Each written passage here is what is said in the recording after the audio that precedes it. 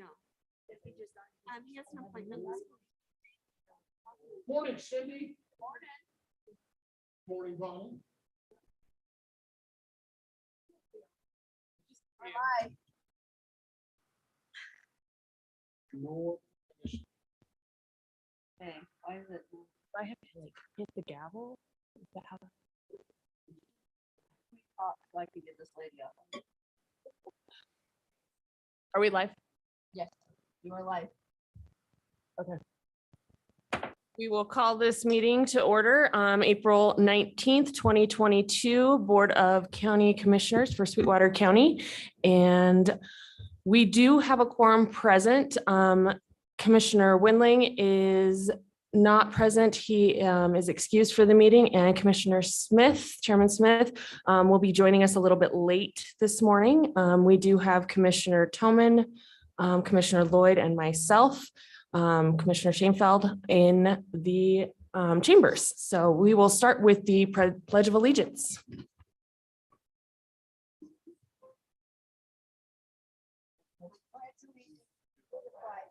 Of the United States of America and to the republic for which it stands, one nation, under God, indivisible, with liberty and justice for all.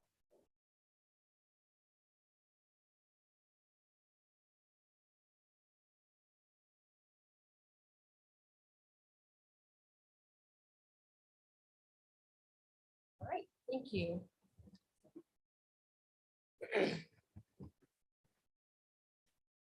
And can I get a motion to approve the agenda or any changes? Mrs. Chairperson. Go ahead. Well, Commissioner Shainfeld, I move that we accept the agenda as presented. I second the motion. It's been motioned and seconded. Any discussion? All in favor? Aye. Aye. Aye. Any opposed?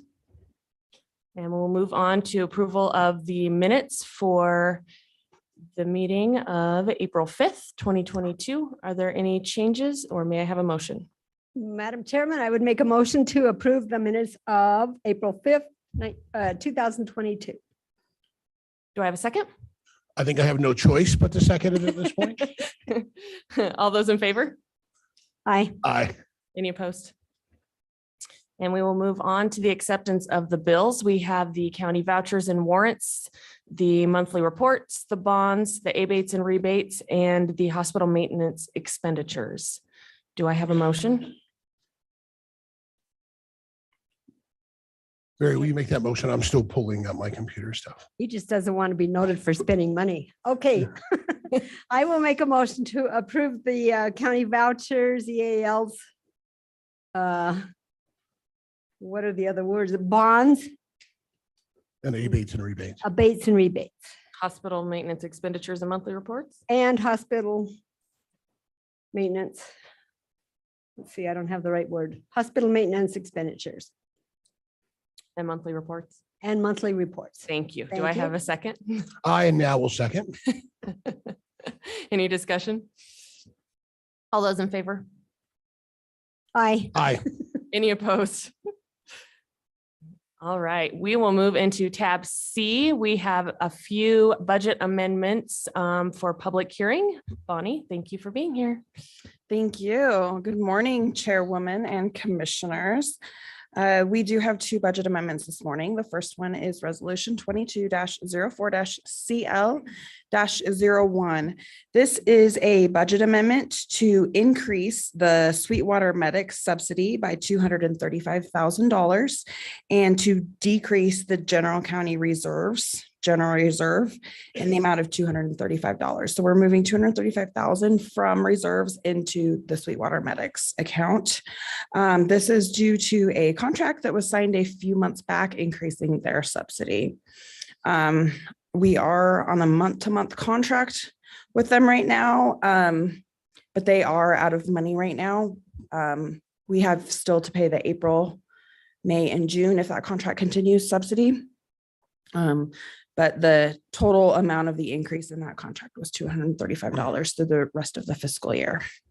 Yes. Well, a point of clarification, is this an additional 235 or is this the 235,000 that we approved in November, or December? This is the 235,000 that was approved a few months ago. So this is not an additional. No, this is per the Okay. contract. Okay. That was signed. A budget, even though we have a contract, we still have to do a budget amendment. Okay. Because the contract doesn't automatically approve the budget. And since it was month to month, I did not do that immediately because I didn't know, because at first, I think Castle Rock was going to try to do it as soon as possible if the plan wasn't to go till the end of the fiscal year. With it being on a month to month, I didn't know if we would need a budget amendment. But we do now. We have received the bill for April, which is this current month, and it has not been paid yet because there isn't quite enough money in there to pay it right now in the budget. So that Thanks is for why that I'm bringing this to you. clarification. Yeah. No problem. We will have to have a public hearing for this. So this will need to be open to the public before it can be voted on, but I would be happy to answer any other questions you have right now. Well, have you met with them to go over the financials recently at all? Medics? Yeah. No, I have not. I have not had anything to do with their financials since last fall when this was going on. I haven't received any of their financials since then. Commissioner Lloyd, do you have any questions? Well, sorry, I got distracted. I'll take that as a no. No, I have no questions. All right, we will open this up for a public hearing at this point in time. Cindy, any comments online? We'll give it a few minutes, a few seconds. Oh, and I see that we have Commissioner Smith has joined us online as well. Here I are, and I don't have any comments or questions as the public. Thank you.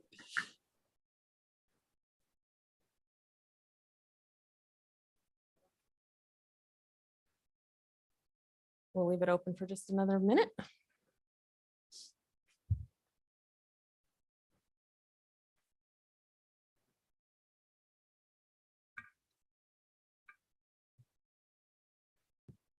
All right, we will close the public hearing portion for resolution 22-04-CL-01. Commissioners, what's your pleasure? Mrs. Chairman, Go ahead. I would make a motion to approve resolution 22-04-CL-01 and a Sweetwater County budget amendment for Sweetwater medics in the amount of $235,000. Thank you. And Commissioner would Lloyd. that be allowing the chairman? Nope. Nope, it's all of us. Do I have a second? I will second that. All those in favor? Mr. Chairman, Yes. will you give discussion? Absolutely. Go ahead. I just want to point out that I appreciate the work the Sweetwater medics in Castle Rock do to continue to provide ambulance service in the community. Even though it's been an unconventional couple of years with some of the ambulance situations, their work and their pride in their work and their ability to care for our citizens has been remarkable. And I just want to make sure we make that note. Thank you for that. Commissioner Toman, do you have any comment? I echo what he's saying. We are thankful for the services that we are receiving, but this also highlights the need to get a study or something to help us arrive at a decision for emergency management services for the county. Thank you. All right. Any more discussion? Second. I made the motion. You made the motion and there's been a second. All those in favor? Aye. Any opposed? Thank you. Go ahead, Bonnie, with the next. All right, the next budget resolution is resolution 22-04-CL-02. This is also a Sweetwater County budget amendment. This budget amendment increases the expenditures in the general fund in the SkyWest Airlines Inc. subsidy in the amount of $58,137.02. It decreases the general county general reserve in the amount of $58,137.02. So we're moving that amount, $58,137.02 from reserves into the SkyWest Airlines subsidy. The reason for this increase is last year, we pay quarterly on the subsidy. And last year we paid the first quarter of the calendar year. So January, February, March, we usually pay that in June. Well, it didn't get paid until after the end of the fiscal year. So we are most likely going to pay 5 quarters this year. So that is why we are having this. We did just receive the bill for the first quarter of this year, of this calendar year. So January, February, March, we did receive that. However, once we receive those figures, we then bill the cities for their portion, and then we don't submit the payment until we have it all. And that was the problem last year. We hadn't received all the payments at the end of the fiscal year, and that's why that wasn't paid until after the end of the fiscal year. So that is the reason for the increase. We are planning on paying 5 quarters this year instead of 4. Thank you. Commissioners, are there any questions for Ms. Berry? No, but I have a comment. At the airport board meeting, they said we could anticipate a 225% increase at least for next year for this service, for SkyWest to continue. Yeah.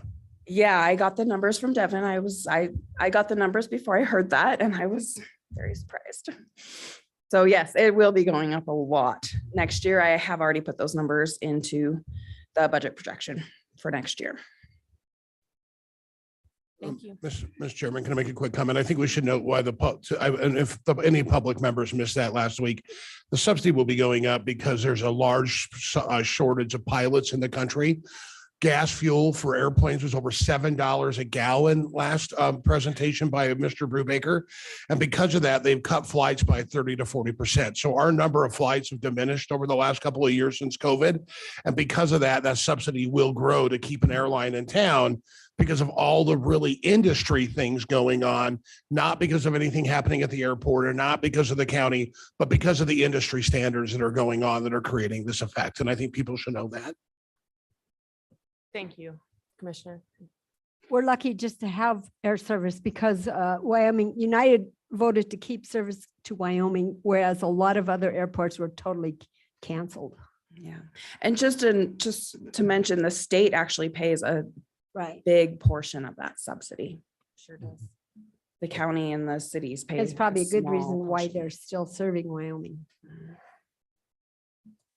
All right, Commissioners, any comments or questions before I open it for public hearing? Fly local. All right, we will open resolution 22-04-CL-02 for a public hearing. No comments yet? Okay, we'll give it a few seconds.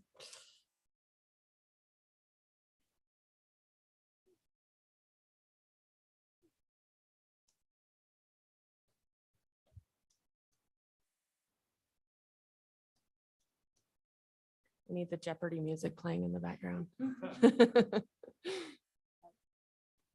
Still nothing? Okay. And I don't see that we have anyone in chambers to make a comment either. So we will close the public hearing on this matter. Commissioners, what's your pleasure on resolution 22-04-CL-02? Mrs. Chairman, Go ahead. I would move that we pass, that we make a motion to accept resolution 22-04-CL-02, a budget amendment for Sweetwater County, specifically for SkyWest Airlines Incorporated subsidy at $58,137.02. Thank you, Commissioner Lloyd. Do I have a second? Madam Chairman, I would second that motion. Any discussion? All those in favor signify by saying aye. Aye. Aye. Any opposed? Thank you. Thank you, Chairwoman and Commissioners. Now we will move on to tab D, transfer of liquor license, public hearing. That's a good idea.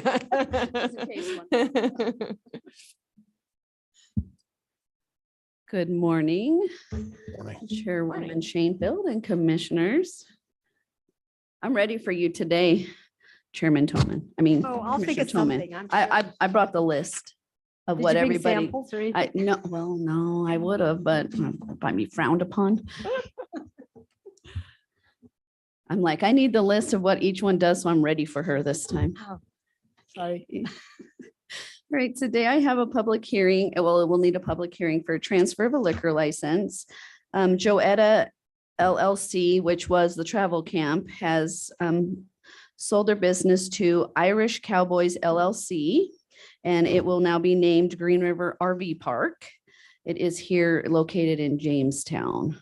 And they were able to apply and get approved to transfer that liquor license from one to the other. So that will still leave one open county retail liquor license. They were asking for their own at one point, and it would have taken all of them, but we still have that one now that it was transferred. All right. Are there any questions or comments before we open for public hearing? Commissioner Toman, are you thinking? She's trying, she's trying. She's trying to ask me some random one about what does special malt beverage permits do or something, No, I don't think of these until I get here. till I'm not ready. All right, we will open this for a public hearing at this time. The transfer of a liquor license. I don't have anything on here.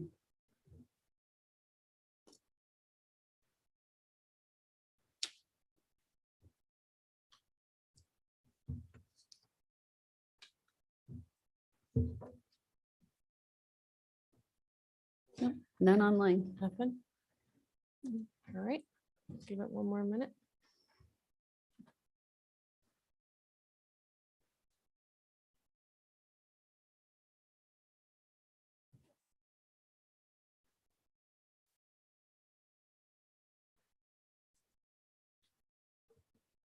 All right, we will close the public hearing on this matter. I do have a quick question. What was the original liquor license under? What name was that under? Joe, it's different. It's like Joella. It's J-O and then a slash E-T-T-A. So Joetta LLC. All right, commissioners, what is your pleasure on the transfer of the liquor license from Joetta LLC to Irish Cowboys LLC doing business as Green River RV Park? Madam Chairman, I will make the motion per what you just said. Thank you. Do we have a second? Second. All those in favor? Aye. Aye. Any opposed? All right, Clerk Lane, are you finished? Oh, yes. No, Right now, I'll be back later. okay, sounds good. We will move on to tab E, Planning and Zoning Public Hearing on a notice of intent for the adoption of the Sweetwater County Federal Land Use Plan. Thank you, Madam Chair. I appreciate that. So as I open up my computer here and give Miss Cindy Lane some time to get that on, just a couple of stories for you. Thought we'd start it off with just how important federal land use plans can be, just from my personal experience. But we had a situation on Pine Mountain a long time ago. This is probably 10 or 15 years ago. And we had someone that wanted to put a gravel quarry on the top of Pine Mountain. And as we know, there is an oil and gas well up there, but this was going to have a pretty dramatic effect on people that have cabins up there and such. And this property where this was going was on Bureau of Land Management. And so because of the county process and the public hearing process and such, we received hundreds of complaints concerning that gravel quarry going in. And because of the conditional use process, it brought a lot of those comments forward. And at that time, we didn't have a federal land use plan. We relied completely on our planning and zoning regulations. And because of all the processes of going through that, it ended up with the public speaking. The applicant actually withdrew his permit.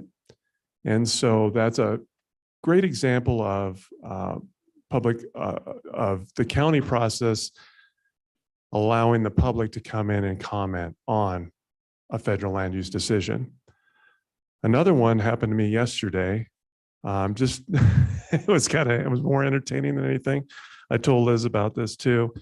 On my way to work, I was driving on Highway 191 and I just saw this brown stuff on the road, just wondering what the heck's going on. I think Commissioner Toman might know what I'm talking about, but And then I saw sheriff vehicles, like 3 or 4 of them going, what is going on here? And I'm thinking there's a bad accident. And as I'm driving closer to the interstate, it's sheep. And so there you go. Bad joke. Bad joke, right? But I was thinking it was just a cool thing to live in Wyoming. One of those moments where you're like, you just don't see that in like downtown Los Angeles, where you see, and it was a lot of sheep, not 100, it was like 1,000 sheep, and they were herding them right down. And that happened to you, Mr. Toman and I, when we were driving to Vernal, not sheep, but cows. So grazing will be one of the things we're covering today. So anyway, thank you for that moment. Now we get on to the federal land use plan. So, These are a good way to start. right, exactly. Are you gonna quote the statute, Which statute? the commissioner statute about cooperator? You can if you want. Under 183504 powers and duties of the commission, one of them is to represent the county, including but not limited to representing the county as a cooperating agency with special expertise in matters related to the National Environmental Policy Act and in federal land planning, implementation, and management actions as provided for under this statute. So that's the premise of why we need a plan in place so that we can respond when the federal agencies come out with plans or projects that we Projects. have a standing or a position on the various resources on the land, on the federal land. And you know, with 73% of the land in Sweetwater County publicly owned, it becomes very important to our economy on these decisions and such. And so appreciate that, Commissioner Toman. Want to thank Commissioner Toman too for the funding of this project, spearheading that, and the hiring of Miss Connie Brooks, an attorney out of Colorado. And what I'm going to do, if you're okay with it, Madam Chair and Commissioners, is I didn't want to read word by word. We did that in a public workshop. We could be Free here. public workshops. Thank you, Which planning and zoning. 2 hours apiece, so 6 hours of listening to Mr. Bingham read through it. We could do that if you'd like to today, or we could do an outline of it. But just so you know, for the public to know, I did give this to the commissioners weeks in advance so that you had an opportunity to read through it. This was really vetted through the process of the Planning and Zoning Commission. They did read through it, made comments with Miss Connie Brooks advising on that, and Commissioner Toman. So we appreciate all involved. Also, in addition, the sheriff did have some comments that we did integrate into there, and Ms. Janessa Meredith, especially in the recreation section, because a lot of the recreation and tourism does land on public lands and is a huge selling point of Sweetwater County, is all the public lands that we have available for recreation. So that was also included in the plan. So with that, I was just going to do an outline, and then I have Miss Connie Brooks online, and I would like to give her background. It's very important, so the public does know also, and how she brought that forth into this document. So as we go through, as I stated, 73% of Sweetwater County is owned by BLM, Forest Service, U.S. Fish and Wildlife, and Bureau of Reclamation, which is BOR. And so this has been broken down, this plan, into several different sections, and it will be called the Federal Land and Resource Plan Adoption. It's broken up into the first section, which was land use policy. And one thing I wanted to highlight there is multiple use.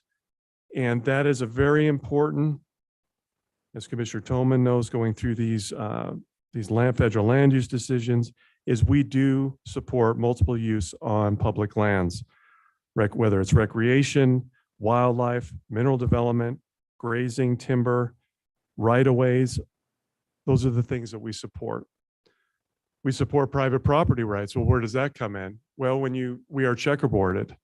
So we know that access to these private properties will involve the Bureau of Land Management. So it's important that we support those private property rights and those access rights. The other section is on agriculture, that we support maintaining these agricultural rights. Air quality, the power resides within DEQ. One important thing is that, and I stated this in the Planning and Zoning Commission hearing is I believe that DEQ does an excellent job of monitoring air quality in the state of Wyoming. They're great to work with, especially when it comes to either the Trona mines, Jim Bridger. That's where we would like that power to remain. And we know that that's their expertise. Cultural, historical, geological, and paleontological. The county concludes that the protection of cultural, historical, and geological and paleontological resources through federal land use management decisions must also be tied to the integrity, quality, and significance of each resource, right? There's got to be a significance to that resource, not every little thing that's on the land, that it is significant. Ditches, canals, and pipelines. We recognize and protect the existence of canals and those legal canals and laterals, pipelines, and ditch right-of-ways. Here's an important one: energy. Continued operation of Jim Bridger. And supportive, it does state this in the document, carbon capture, utilization technology, supportive of enhanced hydrogen technology, renewables. And I just have to state this because I've been receiving a lot of phone calls on this. Sweetwater County does not have a moratorium on wind farms. So we get a lot of questions on that. We did it one time for a year while we developed regulations, but we do not have a moratorium. That was expired about 10 years ago. So we're supportive of the oil and gas industry. We understand how important that is to our economy. Wildfire management. Fuel loads is crucial in fire management, as we've seen with the wildfires that are occurring throughout the United States, California and such, and the smoke that brings in the area. Maintain these forests and the sustainable yields. Don't let those, beetle kill, things like that. Increase timber sales. Fisheries.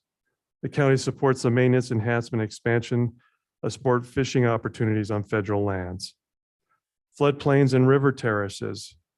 We support access on and to navigable water bodies that are in interstate commerce by virtue of their direct connection to interstate river systems. Forest management, okay, promote a stable forest economy, enhance forest health. Irrigation encourages federal land managers to allow access, increase access to federal lands for irrigation. Here's another really important one, and is access. As we, with the roads and the closing of roads and such, the county recognizes that public roads have been developed by use, and these roads are important to public access. These roads are not on the county road department maintenance schedule, but the county retains the discretion to maintain these roads if and when necessary. Law enforcement. Here's an important one. Sweetwater County declares that the primary law enforcement will be under the jurisdiction of the county sheriff. That's a very important thing. We do recognize, though, when the feds, with the federal government, with Forest Service and BLM, they do have their own law enforcement. They have their own jurisdiction and such, and they enforce federal laws, the Code of Federal Regulations. So we worked with the county sheriff in stating the following: Forest Service and BLM use of special weapons and tactics, SWAT teams, and other law enforcement are armed in the course of their duties. Should be coordinated with the sheriff and limited to federal criminal matters, rather than enforcing Wyoming state statutes, rules, or ordinances. So we did have a language change there, and that is the language that the county sheriff is comfortable with. Eric? Yes. Sorry to interrupt. Do you, we're still seeing the introduction on the slides. Does it need to be moved forward? Or are you good? I'm good. Okay, just wanted to Yeah, make sure yeah, you didn't put together no, something we weren't seeing. I didn't have a slide. I just have the document in case there were some that's changes that the commissioners wanted. I apologize for that. No, you're good. I just Yeah. didn't know if we were missing, like if you were Oh, had put yeah. something together. So No. this is perfect. Yep. Thank you. So domestic livestock and grazing, also that we support the continuation of cattle and sheep grazing on BLM and Forest Service at historic levels and historic seasons of use, unless the permittee requests a change. Mining and mineral resources, we also support preservation of access to public lands for mining and mineral resources. Noxious Weeds. So Sweetwater County supports the reduction or elimination of noxious weeds, predator control, also the reduction, elimination, or I'm sorry, control and fed relations to predation by ravens, raptors, wolves, foxes, and coyotes on greater sage-grouse chicks in the county. And here's an important one, recreation and tourism. We support outdoor recreation on federal lands as part of a balanced plan of economic growth and quality of life and consistent with recreation, one of the primary multiple uses of public lands. And then riparian and wetlands also, wetlands areas. We oppose the broad definition of wetlands. We've had situations come up where we require people to put fire protection ponds in, and then someone wants to come in and declare that a federal wetland. That's not the intent of that. The intent of that is for fire protection. So that's why we don't want to see broad definitions of that. So you can see all this stuff comes into play. And then special designations with wilderness, areas of critical environmental concerns, things like that. We also, let me get into that section real quick.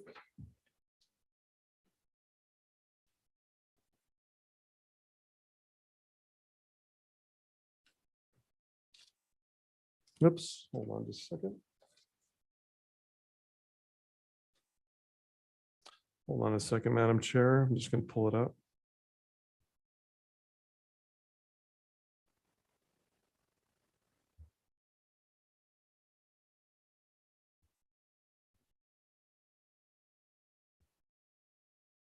Okay.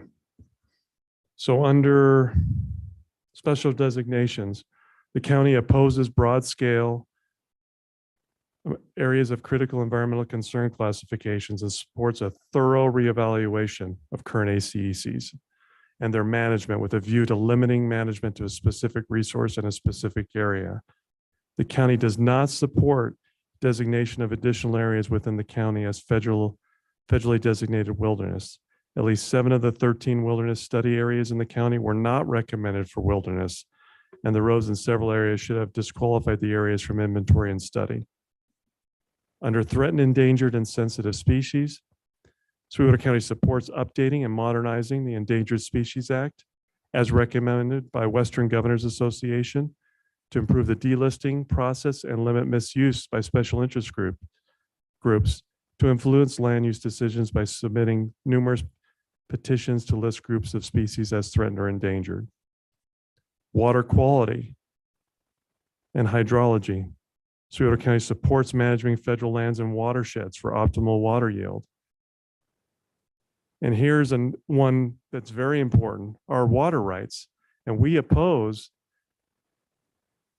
transbasin diversion that will remove water from the county. We know what that's about. Don't take our water, right? And we support state jurisdiction over water rights and oppose efforts to revise or reinterpret interstate compacts, including but not limited to the Colorado River Basin and Colorado River Basin Compact to decrease Wyoming's allocation of water. We wanted to make sure we caught everything under taking water out of our state. Wild horses. This is, can be a controversial issue for sure, but the county relies on research by the University of Wyoming and Utah State University, which find that feral wild horses do adversely affect rangeland resources by how wild horse graze, by cropping a year's growth, the year-round use, exponential increase in numbers and territorial nature. So there's some policies that are outlined in there that, the numbers are maintained so that those numbers aren't to a point where they're having such adverse effects. And then the last section's on wildlife, where we support, the governor's executive order on sage grouse and supports the maintenance of big game, including healthy populations of mule deer, elk, and antelope, while minimizing negative impacts from winter migration, including vehicle collisions and residential and commercial vegetation. And Madam Chair, that's what I have. And then there's a glossary section also that goes in and defines some of these acronyms that we have and some of the things we get in as far as RS 2477. But Madam Chair, if you're okay with it, I would like to have Ms. Connie Brooks have an opportunity to also make some statements and comments on the plan. Absolutely. Thank you. Connie, can you hear us? We can see you up there. Well, Connie's getting can't. her mic turned on. Good morning. Connie, I might say that you've had a 20-year history of writing comments for the Conservation District and Commissioner Southwestern Toman, Sweetwater County. hold on, please. I'll give you a second for comments after we Okay, turned it thank over you. to Connie. Okay, Connie, please good. go ahead. Good morning, Commissioners, Madam Chair. Let's see, where do we start? I think the context of this plan is perhaps the place I would start. Under federal law since about 1976, the public lands, and most of the federal land in Sweetwater County is what we call public land. The public lands are to be managed consistent with the land use plans and policies of the local governments. And this was a dramatic sea change that really was not appreciated in 1976, but we're coming on over 50 years since then. And the counties have come to use the consistency language in the statute to take plans exactly like this and be able to formulate positions on projects and land uses and go back to the Bureau of Land Management and say, look, this is our policy on water. Your project will adversely affect our water policy. We would like you to change it for these reasons. And there's always a tension, if you will, between the federal land management agencies who, are taught from the time they enter their service that they have primacy. But again, the law changed this, and it's more of maybe a unscheduled alliance or an unscheduled partnership. And it can be a partnership, but it's not always a perfect partnership. And the objective here is to write a template so that any county official can look at the plan and talk to the agencies and explain why they're concerned about a particular plan or particular revision or a particular project. So that's the context. The National Forest Service is not quite as explicit. They don't use the word consistent, but they do require coordination. And Commissioner Toman mentioned the National Environmental Policy Act, and that statute also required a consistency evaluation for every environmental analysis. So we have some powerful statutory tools, and the plan as written was intended to achieve that. And it's written to be sufficiently flexible. So even though maybe in 2022, the major issue is going to be maintaining the status of your coal-fired power plants and looking at new technologies to give new life to those plants. That's the issue in 2022. But maybe in 2032, the county will be concerned with additional pipelines, maybe additional recreation proposals. There's enough in the plan to where you have a lot of flexibility and revisions don't have to start from scratch. But I can say that, looking at federal land issues from, say, a 20-year perspective or a 30-year perspective, the issues of access, maintaining the economic activity and social activities that are an essential part of the local government and the local government functions really consistently go forward. And certainly the water rights issue will be a major issue in the next 3 or 4 years, possibly even 20 years. There is tremendous pressure at the national level to revise the River Compact. But I can still remember when I first started work in Washington, D.C. in 1977. There were a number of law professors and other advocates proposing a revision of the Colorado River Compact, and the federal government was going to take over water on federal lands. Well, as we know, it's now 2022, and that didn't happen. So a lot of these issues come and go, but they are still very important to the county. They're important to the people who live there and work there. And it's a balance really between the economic interest that keep people working and keep the economy healthy and support all the activities everyone wants to do. And at the same time, maintain your historical culture and the social culture, which of course is a lot, focused on recreation, hunting and fishing, hiking. And so we've tried to address all of those issues in the plan. So that's the overview, the umbrella view. Most counties have plans. They get revised, every 5 years or so. But this is what we've tried to do with this plan. Thank you, Connie. Are there any questions for either Eric or Connie before we move into the public hearing? Mr. Chairman. Go ahead. No questions. I just want to say that I, in review of the plan, Eric and Connie, I do think great work has been done on this, and due diligence was also put in by the Planning and Zoning Committee, because I often say my weak area as a commissioner is in public lands, and it's the area I'm trying to grow my knowledge in. And I think even for an outside guy looking in, I think it's well put together. It makes sense. It has a flow, and I just appreciate the quality of work that was put in for this initial plan. Thank you, Commissioner Lloyd. Commissioner Toman, I know that you had some comments as well. I just wanted to let the public know that we did engage Ms. Connie Brooks. We used the Wyoming legislature has put aside money to the federal natural resource policy account to aid counties in responding to federal actions and developing federal plans specifically. So that's how we are funding the development of this plan. And Ms. Christina Marshall was good enough to set it up as a grant so that she can track the expenses and make sure the bills get paid. So Connie, just want to let you know that also. Connie Brooks has been involved in a coalition of local governments that's been in place over 15 years, almost 20 years now. 5 counties met together to leverage their efforts through dues to engage Connie Brooks and now her protege, Danielle Betancourt, through Fairfield and Woods. So sometimes when we ratify comments that come through that coalition, it's on behalf of the county. And Connie has helped develop a plan for some of the other counties as well as our conservation district.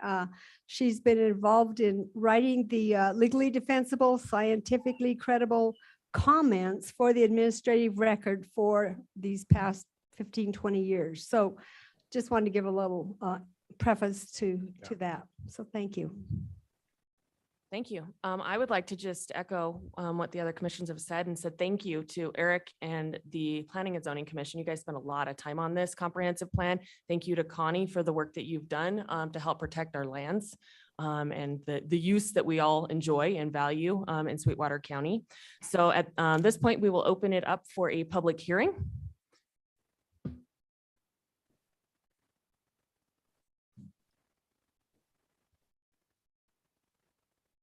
Anyone in the public or in the chambers? Anything online, Cindy? No, thank you. We'll give it another second.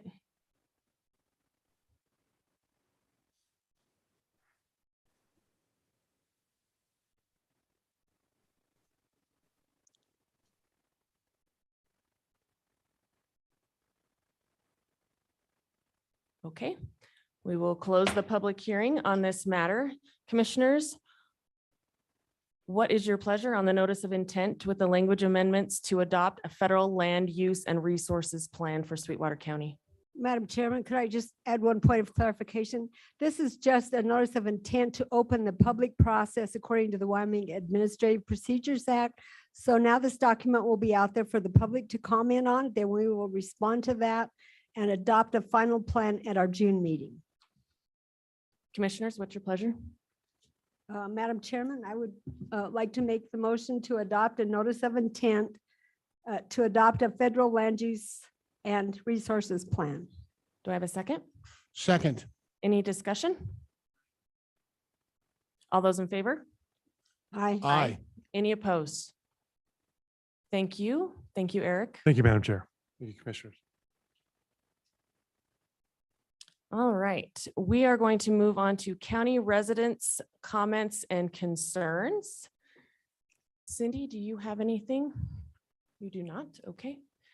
And we will open the floor in the chambers as well.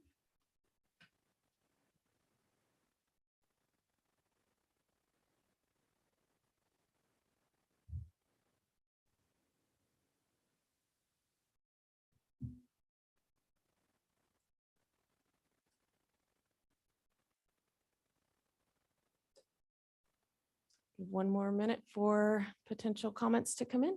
Still good? Okay.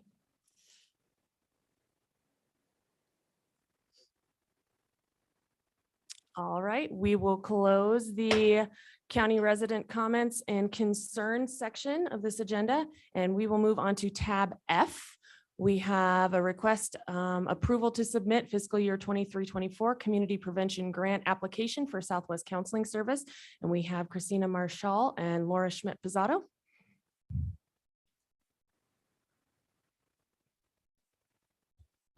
Laura, I will have you introduce your. Go ahead. Good morning, Madam Chair and Commissioner. So I will be covering the next 3 agenda items, with the first 2 are grant opportunities of very important issues to our community, as well as a third one for an award for the Sheriff's Office. So this first one, I would like to point out that I have 3 very important guests who oversee this project. The first is Laura Schmidt-Pizzato, who's the manager of recovery services for Southwest Counseling. Then we have Shelby Gordon, who's a community prevention specialist. And then Shaylin Bell, I think you go by Shay. Shay Bell, community prevention specialist. So I'll just give you the cliff notes, but the real meat is coming from them. So just to be clear, Sweetwater County has the opportunity to apply for a community prevention grant through the Wyoming Department of Health, Public Health Division for the next 2 years. So it's a biennium grant.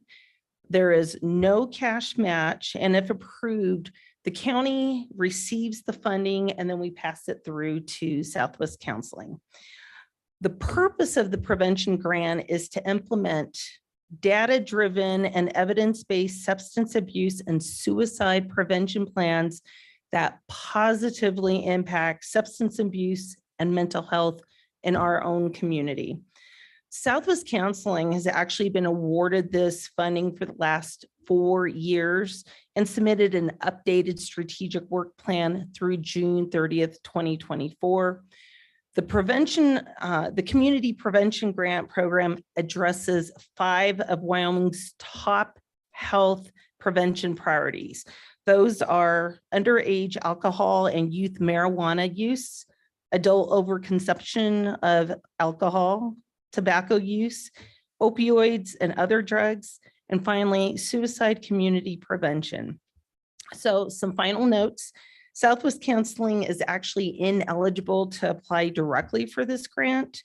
The grant is pretty complicating on the financial side. It has many funding sources, including 3 different federal awards, tobacco settlement funds, and state general funds, and it's included in the county's audit and compliance report. And finally, I'm sorry to say, the chairman does not get to sign this, as it has to be the grants manager. So with that, I would like to let the real specialists speak about the project. Yes, we thank you. I'm Laura Schmidt-Pizzato. We have some handouts for you that are just going to give you a little bit of an overview of the history of prevention in Sweetwater County. As Christina said, we've got the last, for the last 4 years, we have been running this grant and have made some really good strides. As you all know, the last 2 years we've had COVID, and mental health issues, suicide issues, depression, anxiety have been on the rise, as well as substance use issues, over drinking, overconsumption for adults, overconsumption for youth, and also drug abuse, especially opioid abuse has increased dramatically during this time. We've had several overdose deaths in our community and unintended overdose that were able to be reversed.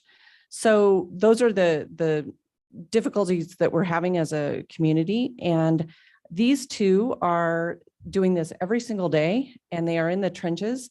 And so I wanted to give them an opportunity just to give an overview of a couple of strategies. There's multiple strategies, as you can see on the handout, but these are just some of the pertinent ones that they wanted to talk about today. All right. So what I'm going to be talking about today is our mental health first aid training. It is in our suicide part of our prevention grant. What mental health first aid training is exactly what it says. We are providing aid to those who are experiencing mental challenges and those who are dealing with those hardships. What it does is it provides the ability to assess for risk of suicide and also harm. It also talks about being able to approach those who are experiencing mental health challenges, how we can see what is going on, be able to provide them resources while also encouraging them to seek out professional help, but also seek out help that will help them personally. Where we mostly utilize mental health first aid training is where we implement it into our crisis intervention teams training, our CRT training that we provide to all of the county officers, sheriffs, and the highway patrolmen every single year. During this, we know that officers during schooling for the police academy only get about 3% of mental health training. Being able to provide mental health training in our CIT training, being able to do that provides 40 hours of mental health training. And as we have discovered that 60% of all police officer calls are mental health related. So it is very important that we are able to utilize this strategy as it is very important. And one of the main core beliefs of mental health first aid training is to be able to provide hope and recovery. So I just want to pass it off to Shelby to talk about one of the other strategies. Hello. So everyone, I think, in the world had to deal with COVID. And so we did too. We weren't lost to that. And so prevention is very boots on the ground. We have to get in and we have to talk with kids. We have to talk with schools. We have to talk with everyone so that we can spread our message, provide trainings. And we weren't able to do that during COVID. And so something that was really positive was we really developed and implemented a strong social media. And we have multiple campaigns. One of them is called Man Therapy, where it's about middle-aged men, because we know that our suicide rates are the highest of middle-aged white men. And so we were able to implement that. So like out at Genesis, they have a clinic and they have a TV screen. And so they ask, can we get some of this media? Because it encourages men to reach out and ask for help. And it's anonymous. They can go online. They call it a head inspection. So they can go online, take this inspection and see where they are at with their mental health. So there's no stigma attached. And that's something we really try to promote, is breaking down that mental health stigma, that substance abuse stigma. We also developed media for drinking and driving because we know that that's a really big issue in our community. The blood alcohol content in DUIs, Sweetwater County has the highest blood alcohol content on average in DUIs in the state. So they have there's a lot of drinking happening and people are driving and it's really scary. It can cause a lot of problems. We know that that's a community-based thing, that when there's a DUI, if there's an accident, that can affect the whole community. So these are the kind of things that we're trying to address, give people education on alcohol consumption, suicidal behavior, suicide ideation. And then something that we're really working on and something we've started now and we'll focus on through this next grant is a program called Sources of Strength. And it's a peer-led program we want to start in school district number 1 in the junior high. We last week met with all of the counselors in school district number 1, talked about this program because our job is really getting that buy-in, because we can have all these great ideas. And I know, because I'm like, oh, let's do this and this and this. But if nobody buys into that, we can't implement it. And so we really need buy-in from counselors, from community members, from police officers, so that we can put these strategies into place to have a positive effect on our community. Sources of Strength is peer-led, and it focuses on youth and building trusting relationships between youth and adults. And they focus on hope, strength, and just building those positive relationships. And a lot of times when we hear statistics about suicide, it's that shock treatment. You know, we have this many suicides. We have a lot of shock statistics on this paper right now because, you know, that's what people care about. But when we look at Sources of Strength, we turn that around and how can we build this strengths-based approach to help students engage in those help-seeking behaviors. And we're already getting this program started. We're getting it implemented. We're meeting with the school districts, and that's something that you'll find in our work plan and why that's so important. and a big thing with it being peer led is that a lot of times with youth, it's when they go through programs or are doing some of these strategies, it's adults telling them what to do. And a lot of times they don't like that. I know when I was a kid, I thought I was big, I'm like, God, you don't know me. You can't tell me what to do. But it's driven by youth. They get to decide what they want to do. And there is a curriculum to follow, but it's really to empower them to work with adults and help them engage and make their own decisions, but make healthy decisions. How can we engage them in making healthy decisions? And so if you have any questions, can answer anything you need or more information. Thank you. Commissioners, are there any questions or comments? Go ahead, Commissioner Tomlin. Do you have any numbers of actually the number of clients you've served? I know it's more of an outreach and in an educational process, but do you have actual client numbers?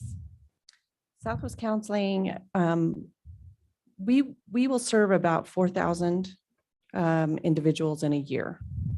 A little bit more pre-COVID, a little bit less with COVID because of, there were many people who were reluctant to either come in or have services via Zoom. Thank you. Commissioner Lloyd.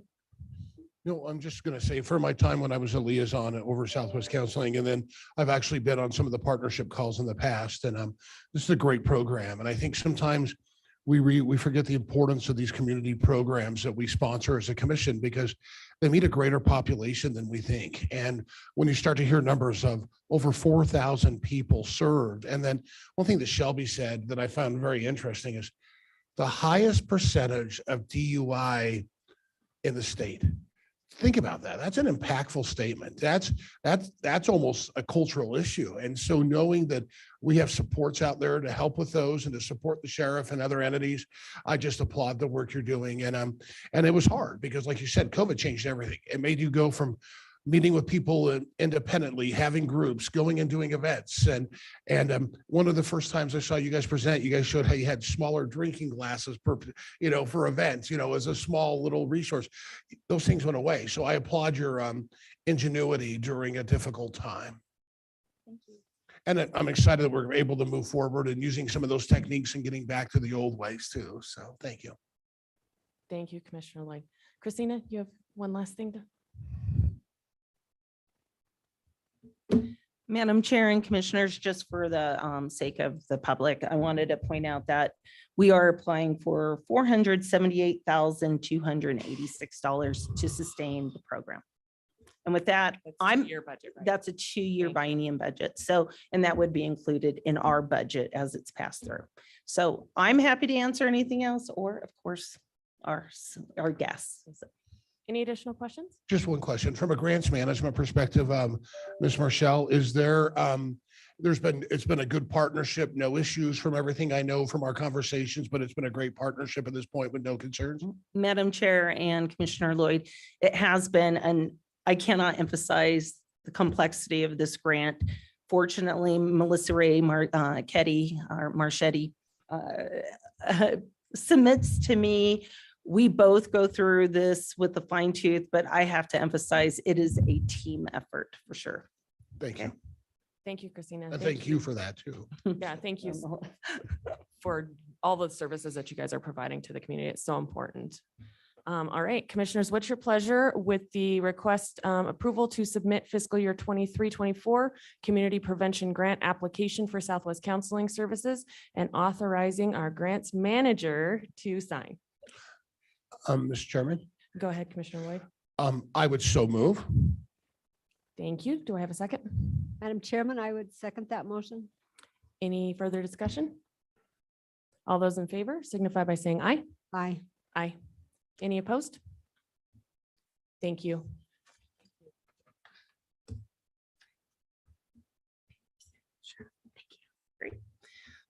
Okay, Madam Chair and Commissioners, I'm moving on to my second agenda item, which is Sweetwater County has the opportunity to apply for TANF CPI funding through the Wyoming Department of Family Services. Again, there is no cash match in this opportunity, and if approved, it would be passed through to local agencies for allowable projects. This grant funding is designed to help needy families with children at 185% of the federal poverty level. Projects must address at least one of the following purposes. That is to provide assistance so that childcare can be cared for in their own homes. Second, reduce the dependency of needy parents by promoting job preparation, work, and marriage. Third, prevent and reduce the incidence of out of wedlock pregnancies. And fourth, encourage the formation and maintenance of two-parent families. So I placed a public notice requesting proposals. It was advertised on March 23rd, 2022. And I also contacted the current federal fiscal year 2022 subgrantees about this opportunity. Only one application was received by the deadline of April 19th, 2022. So the proposal to consider is for Climb Wyoming.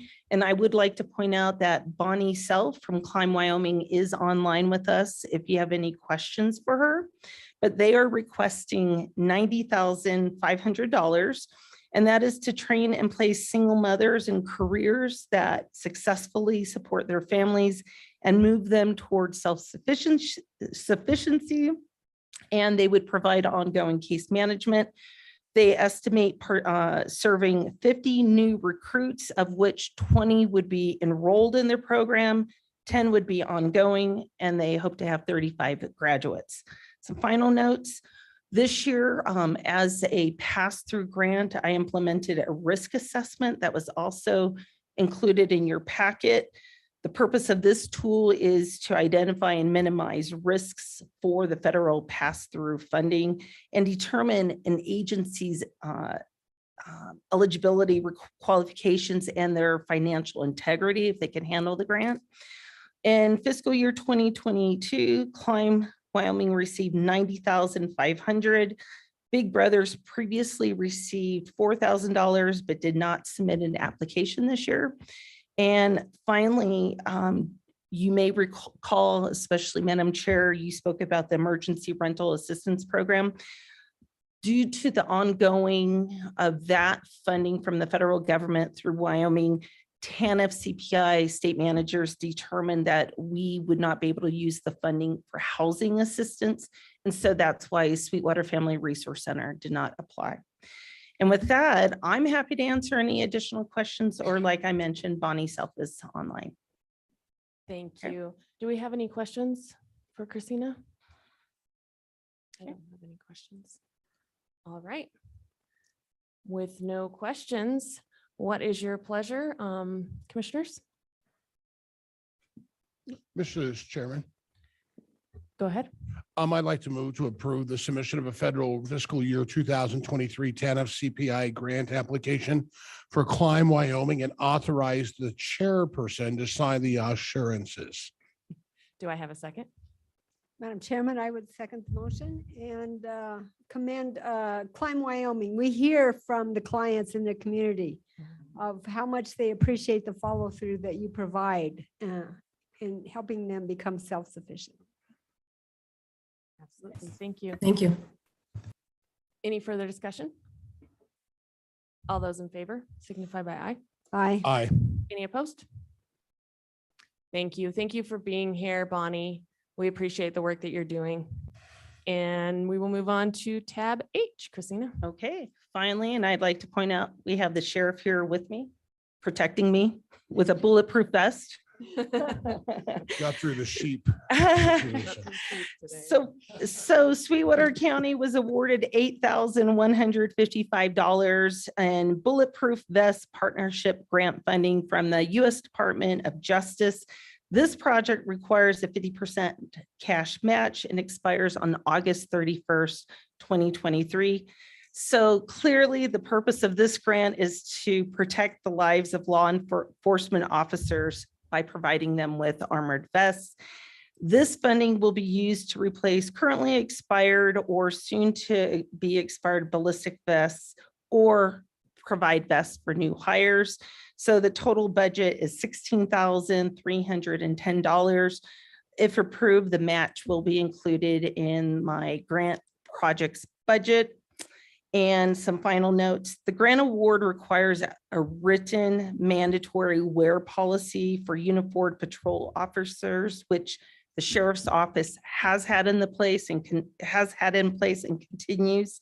And there is actually no contract to sign. So all you need to do is to accept this. And I will see if the sheriff wants to say anything. Madam Chair, Commissioners, I did make it on time, so we got the sheep moved and supported our Thank our you. ranching community. But We're glad you're here. thank you. And most people don't know that ballistic vests do expire because of wear, body heat, perspiration, things of that nature. When I took office, we were able to take this grant and have strategic plan to where we know what vests need to be replaced, and we're on a cycle, so we're able to do that. We're able to provide vests for our detention staff also with that required wear. So this grant is very helpful in subsidizing that money. Thank you, Sheriff. Are there any questions for Christina or Sheriff Grossnickel? I just wanted to say thank you for consistently looking for grant funding for these opportunities, because it is pricey and we want to keep our detention officers and our patrol officers safe. So, all right. With no questions, what's your pleasure, Commissioners? Mr. Chairperson. I'm Go just going to ahead. call you something different every time. It's what I've decided for the rest of the morning. And I'm I going to am chuckle every I am time. going to withhold the dad joke and ask Sean if it was a bad morning. But anyway, so I want to move to accept the 2021 Bulletproof Vest Partnership Grant Award. Thank you. Do we have a second? Madam Chair, I would second that. Any discussion? All those in favor signify by aye. Aye. Any opposed? I want to know if they have air conditioning in that vest. No, and it's very hot in the summer. Thank you. Thank you. All right. We will move on to tab I, and we have the request to restaff vacant position in the detention center. And Brenda, I assume that you're here for Gary. Awesome. Thank you. Come on up. Good morning, Madam Chairman. Good morning, County Commissioners. So our first request this morning is to request to restaff a detention officer position. Currently, the sheriff's office in detention has 7 detention vacancies, including this vacancy. There's the potential for an increase to the budget based on health insurance. The former employee was a single, and we always anticipate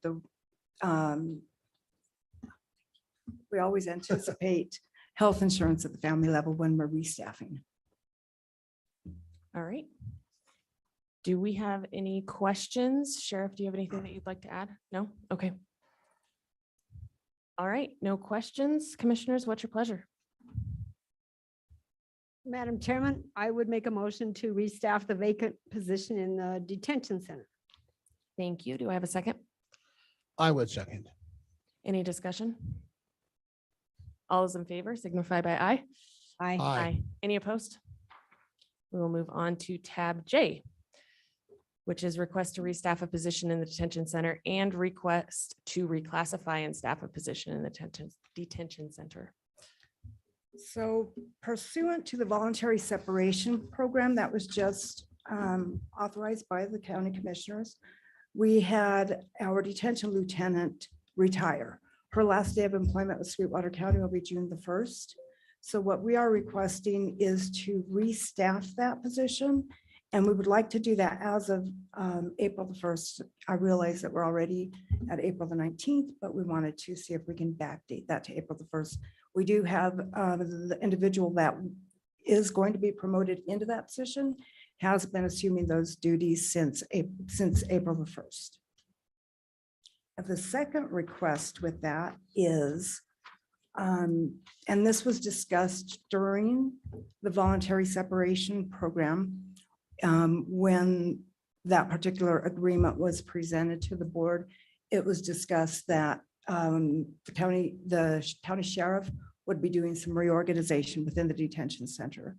So the reorganization portion of it is they want to promote a sergeant to the 2nd lieutenant level so that administratively that person is able to help with all of those duties. We will eliminate a sergeant position. So we won't try to backfill even a detention or a sergeant position with this reorganization. There's the potential for $119,000 savings because we're eliminating that position. Thank you. Do we have any questions for the sheriff or Brenda? Just a comment, Madam Chairman. Go ahead.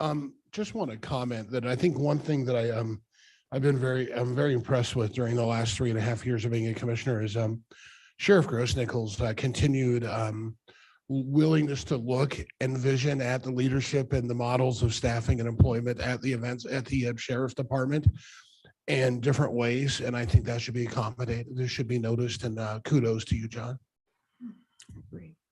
Thank you. I agree. Thank you so much for your attention to continuing to minimize the budget where you can and maintain what you're doing. All right, commissioners, what's your pleasure? Madam Chairman, Go ahead.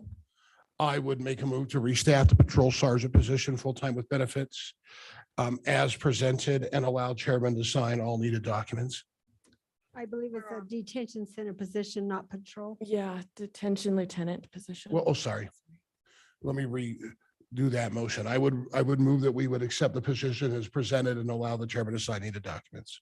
Sorry, I was one ahead. Thank you. And reclassification? Yes. Okay. Do I have a second? I would second that, Madam Chair. Any discussion? All those in favor? Aye. Aye. Any opposed? All right. We will move on to tab K. We are requesting to restaff. So we've got 2 requests in this one as well.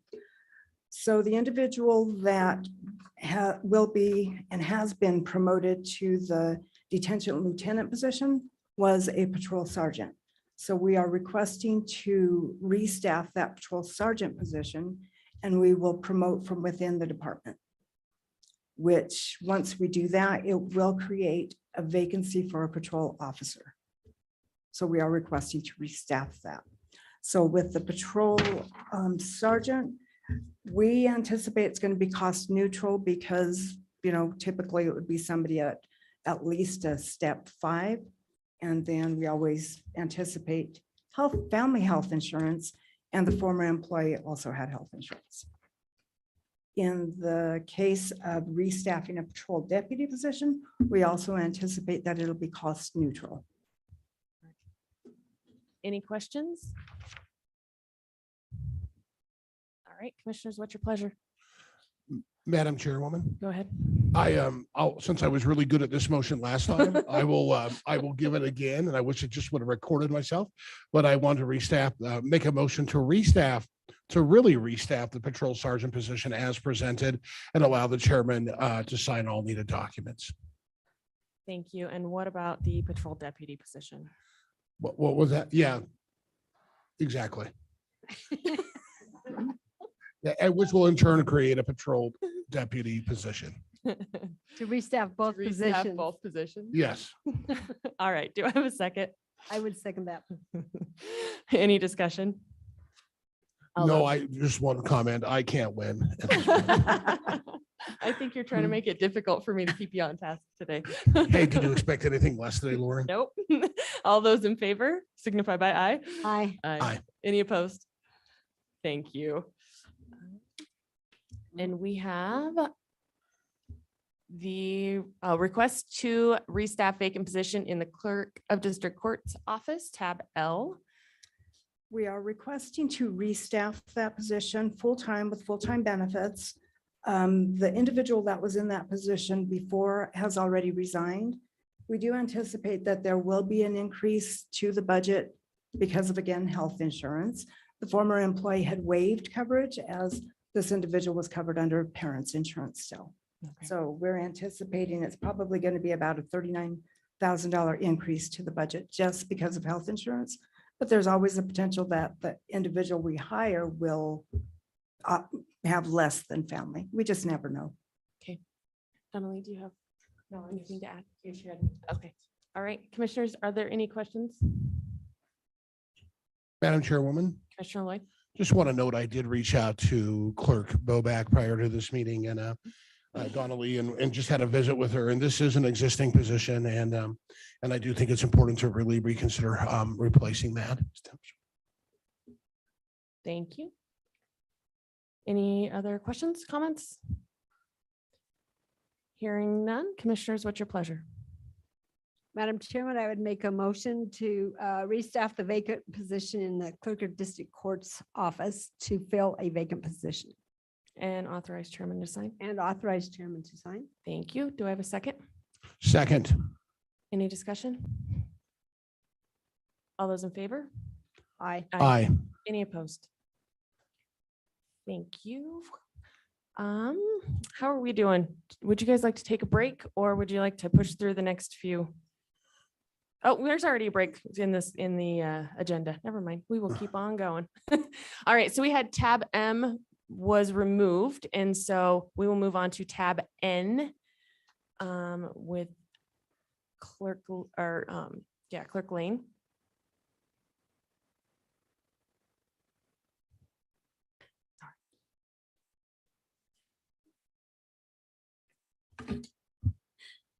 Thank you, commissioners.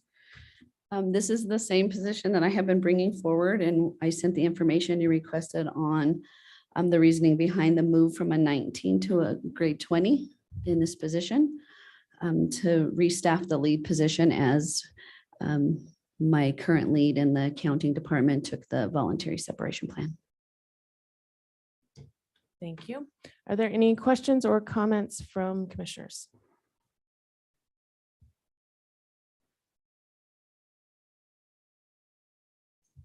Commissioner Lloyd. I can see your hand, but I can't see your face. I don't know.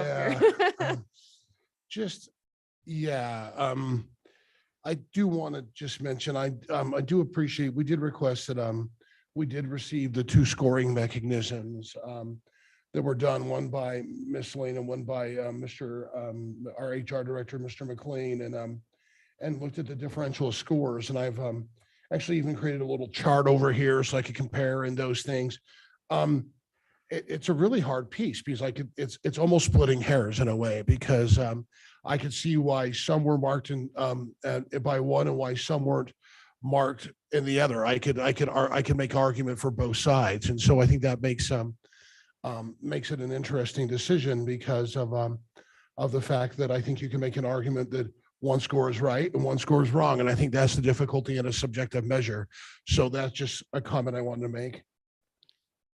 I don't think I have a question, but that just, I could see why there is the differential in numbers, and I think long-term, I wonder, and I mentioned this in a meeting a long time ago, if we should eventually take a look at our pay scale and make it more of a pay scale of economy, because one of the concerns I have as a county in general is when you, and I don't think you realize it till you get involved in county government, we don't know, when you look at pay scale, we have one pay scale, but that encompasses law enforcement people, clerical people, it encompasses attorneys, it encompasses maintenance guys, CDL drivers. To put that into one scale is very difficult. And I think we have a decent system to a good system, but I wonder if we need to look at maybe eventually looking at a pay scale system that individualizes it and kind of compartmentalizes it a little bit different. Because one of the examples I would give, most of our pay scales are built on 25 years, but law enforcement retirement scales are based upon 20 years. So theirs may even have to look a little bit different because of the national standards. And so that's just a general comment. I think eventually down the road,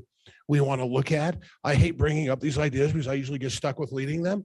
And so maybe I'm going to regret in saying that out loud, but I do think it's something to consider. But those are just some general comments regarding this action item.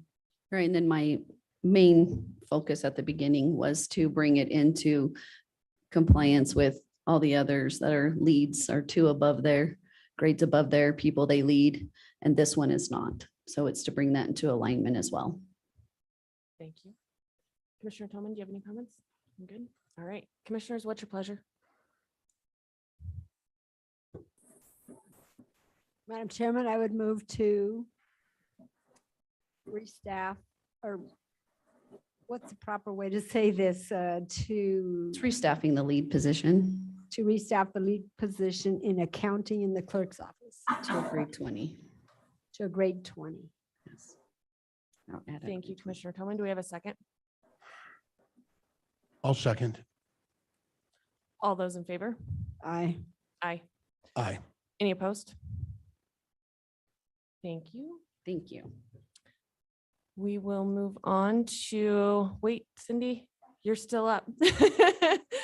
Okay. To the request a one-day malt beverage permit for the Jim Bridger Power Plant picnic on June 17th. We have Clerk Lane.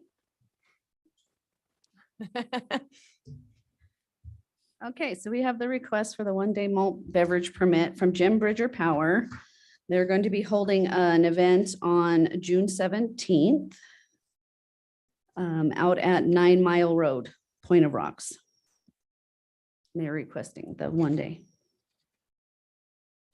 Do we have any questions? Oh, it's Madam at Chairman, Crossroads, sorry, West Park. Clerk Lane, has this been a request we've honored before that you know of in your knowledge, or something we've done before in the past historically with any concerns? I don't have any knowledge of it, but Okay. I mean, I don't see any general concerns. I just thought I'd ask if this was something that they've done multiple times. and you if there just was wanted to anything- take over for Yeah. Well, Commissioner I do have Tillman. the same question. For asking me questions I don't know the answer to, but thank you. Malt beverage include wine, No, it is just small beverages. beer. Beer. Maybe I'll We're ready remember. for that I one. was ready because I asked last time. Any other questions or comments? Thank you, commissioners. What is your pleasure? Madam Chairman, Commissioner Lloyd is asleep, so I will make this motion Go ahead. to approve the one-day malt beverage permit for Jim Bridger Power Plant on June 17th.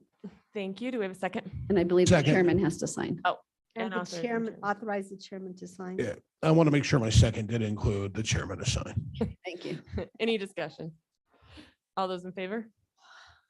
Aye. Aye. Aye. Any opposed? Thank you. I think All I'm right. done now for today, like fourth time. Maybe. And we are 3 minutes ahead of schedule, so we will be back at 10 for the federal agency's annual update. Thank you.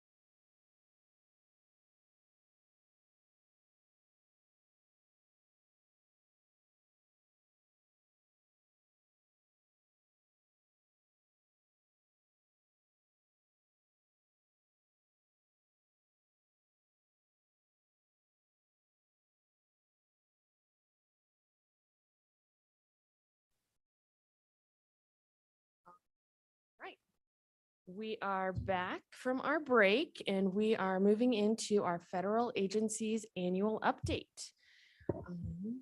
Would you please introduce yourself? Sure. And I don't know, do I have to do something to make this project? It's going now. Perfect. Okay, thank you. I'm Kimberly Foster. I'm with the Bureau of Land Management. And with me today, I have Melissa Towers. She's our acting district manager for the High Desert District. And then we have several of our field managers on the phone participating by Zoom today. So we're just going to go over just kind of a few hot topics, projects we've got going on, and I'll answer any questions that you guys have. So of course, we just want to remind that BLM, of course, has a multiple use mission to sustain the health, diversity, and productivity for now and future generations. So we always kind of have that competing balance of things, from energy development to recreation to conservation, of course, wild horses and those types of things. And I'm sure you've seen this before. This is public lands in Sweetwater County. All of the goldenrod yellow is BLM administered land. It's about 70% of Sweetwater County. And then of course we have the wonderful challenge of the checkerboard land, where every 1 mile section is private and every other 1 mile section is administered by the BLM. Oops, and stay on that side. So in our High Desert District, we have 4 field offices that overlap Sweetwater County to some degree. Of course, the Rock Springs field office, I'm the Rock Springs field office manager. Then we have our Kemmer field office, which the field manager there is Aaron Meyer. Our Pinedale field office to the north with our field manager Doug Lynn, and then our Rollins field office currently has a vacant field manager because Dennis Carpenter retired, but the acting field manager there is Tim Novotny. And then currently we have an acting district manager for the High Desert District. We have hired a High Desert District manager. His name's Jason Gay. He's currently a deputy district attorney out of Carbon County, and he'll be joining us at the BLM in the middle of May. So you'll get to meet him next time. So this is just kind of a reminder of some of the oil and gas projects that we have in implementation right now. Of course, and some of these are not in Sweetwater County, but they obviously impact Sweetwater County. That's the Atlantic Rim, Continental Divide Creston, the Jonah project, the normally pressured lands. And if you were following the news, you saw we got a victory last week in court on the normally pressured lands. The BLM was affirmed there for our decision that had been challenged by Western watersheds and a variety of groups. The Pinedale Anticline, of course, is ongoing, and then Vermilion Basin, that's down in the Hiawatha area. We have 2 kind of major projects in development. That's the ExxonMobil Chute Creek CO2 disposal in the Kemmer field office, just on the far side of Sweetwater County. The NEPA is ongoing there. And then although Hiawatha was dropped as an EIS a couple of years ago, the Vermilion Basin expansion is underway. And so we're getting a proposal there to do some NEPA document to expand in the Vermilion Basin area. We have a variety of renewable energy projects going on at the BLM. For solar projects, of course, Sweetwater Solar is in implementation. That was the first one. And then Raven Solar, we were evaluating last year, but it was withdrawn in the fall of last year mainly for purchase agreement related activities. But we have a variety of wind projects. Most of these are in Carbon County, but bump up against Sweetwater County. Of course, Choke Cherry's in implementation. Lucky Star, Maestro, and 2 Rivers wind projects are all kind of in that early phase, either awaiting a plan of development or the NEPA is currently ongoing to do wind projects there. And then we have a variety of projects that are in what we call testing and monitoring phase, including the Jackalope that is in Sweetwater County. That's over kind of north of the Adobe Town area in the checkerboard. Orion Power Generation is actually in Lincoln County. It's in our Kemmer field office. And then we have 2 additional Separation Creek and Triple Oak that are kind of doing some wind testing monitoring. So lots of interest in renewable energy that we're seeing right now. Of course, we do solid minerals development. So we have some activities going in the Trona field. As you know, we talked last year about the Big Island mine expansion. That's an implementation for Jenner. And then, of course, Dry Creek Trona. That's the new solution mine that they're developing it's also a Jenner project, but it's Pacific Soda. And the NEPA is ongoing there. Hopefully that EIS is going to kick off very soon with an official Federal Register notice. We do have some interest for the very first time in lithium. We haven't seen that before, but we do have a company called Prime Lithium who's interested in lithium recovery and possibly some geothermal activity. Now, this is just in the pre-application stage. Lithium is a hard rock mine activity, so they have to file a mining claim and do that. It falls under our locatable mineral guidance. So we're just kind of in the pre-application. Hopefully we'll have more information soon, but that is something new we haven't seen before here. And that is here in Rock Springs, not far from the Black Butte coal mine. And then of course we have some ongoing uranium projects that you're familiar with, Lost Creek, Sheep Mountain, and Shirley Basin. Those are all in implementation stages. So lots of solid mineral development. I wanted to give you an update on some of the infrastructure projects that we've talked about in the past. As you know, Gateway West, the segments for the Jim Bridger expansion for the substation was completed, but they are getting ready to begin the western segments, including the segment that goes right through Rock Springs into the Kemmer field office and then further into Idaho. That's the Gateway West expansion, and that is expected to begin this spring. At least with some of the pre stuff. There's already a record of decision in place, as you know, and we've already issued the right-of-way grant. These are just notices to proceed. So we're expecting that in May to begin that process. And then of course, Gateway South and Transwest Express are kind of more in the bags area, and they're in the implementation phase for construction to get their notices to proceed for construction there. And then our Rollins field office added the Rock Creek wind energy transmission line. That is in Carbon County, but they're just getting kind of that. My understanding is that I believe it will tie into one of the Gateway West lines, but I'm not exactly sure on that. But it's specific for wind energy for some of those Carbon County projects that we saw on the previous slide. And an update on the Riley Ridge to Natrona pipeline. That's the CO2 pipeline that we authorized back in 2019. The company was planning to construct that in 2021. However, they did delay that for a variety of reasons, including COVID. But now their implementation is planned for 2023. So we should start seeing that sometime next year to construct that project. And then our Rollins field office has the Seminole Pump Storage Project. That's a hydropower project that's being led by the Federal Energy Regulatory Commission.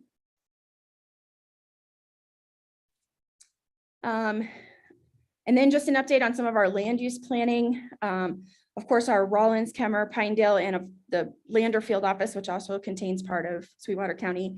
All of those are undergoing their 5-year evaluations for their resource management plans.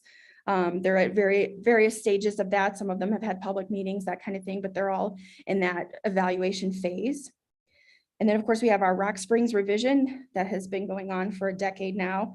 The draft EIS is completed once again and going through our internal review process.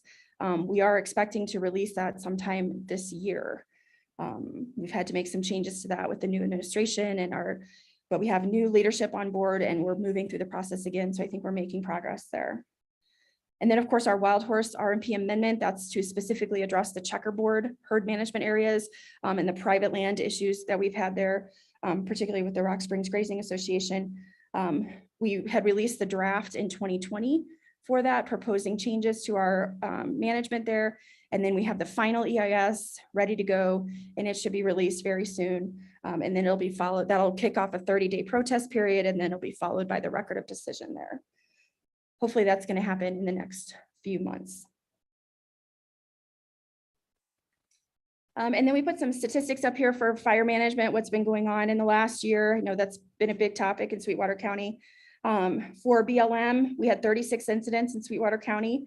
210 acres were burned. So it was not a bad fire year last year for us. Hopefully this year we won't see any big changes to that, even though we're extremely dry out there.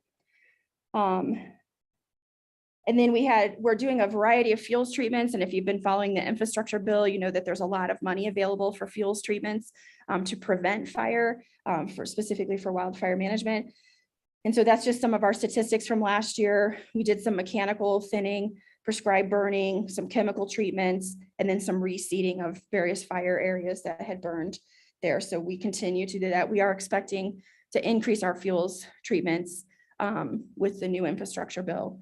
And these are some of the specific fuels treatments that we've been targeting in Iron Mountain, looking at juniper there, thinning that out. That's mainly for the benefit of sagebrush. And then doing some cheatgrass treatment. Obviously, cheatgrass is a big fire concern. And then some of you remember the Richard Mountain fire from 2021. Just a small fire that was out there, a few thousand acres, but we've been retreating that to prevent cheatgrass and that type of thing. And then we just completed the Lousy Gorge juniper treatment. That was a 5-year project that we completed last year. If you follow the news, you know that we just recently here in Rock Springs completed a very large horse gather for the 5 herd management areas that we manage here, the Adobe Town, Salt Wells Creek, Great Divide Basin, White Mountain, and Little Colorado. 4 of those are in the checkerboard and are associated with the RMP amendment. But we completed a very large horse gather. We actually gathered 4,161 horses. We treated 658 of them with fertility control and released them back into the HMA. So all total, we removed from the herd management areas 3,503 horses. So it was a very large gather. We did it over the winter, had great weather and no injuries. So it was a very successful gather for us, and got all 5 of those herd management areas down to the low management level for the appropriate management level there. Our Lander field office is planning the North Lander gather for their complex up there, the Conant, Dishpan, Butte, Muskrat Basin, and Rock Creek Mountain herd management areas. They're also planning some fertility control treatment. It sounds like their gather plan is kind of over a 10-year period. So they'll be doing some gather and some fertility treatments over the next several years to kind of get in a 10-year cycle there. And originally they were planned for October of 21 as well. However, due to funding, the gather here in Rock Springs took precedence. We completed our gather and now it'll be their turn. So it's scheduled to start late summer, fall of this year. And then of course we have our off range, our holding facility in Rock Springs. That's where most of our, well, not most, about 800 of our horses from the gather are there. Excuse me, the majority of our horses went to the new Wheatland facility in Wheatland, Wyoming. And then some of them were shipped to Colorado.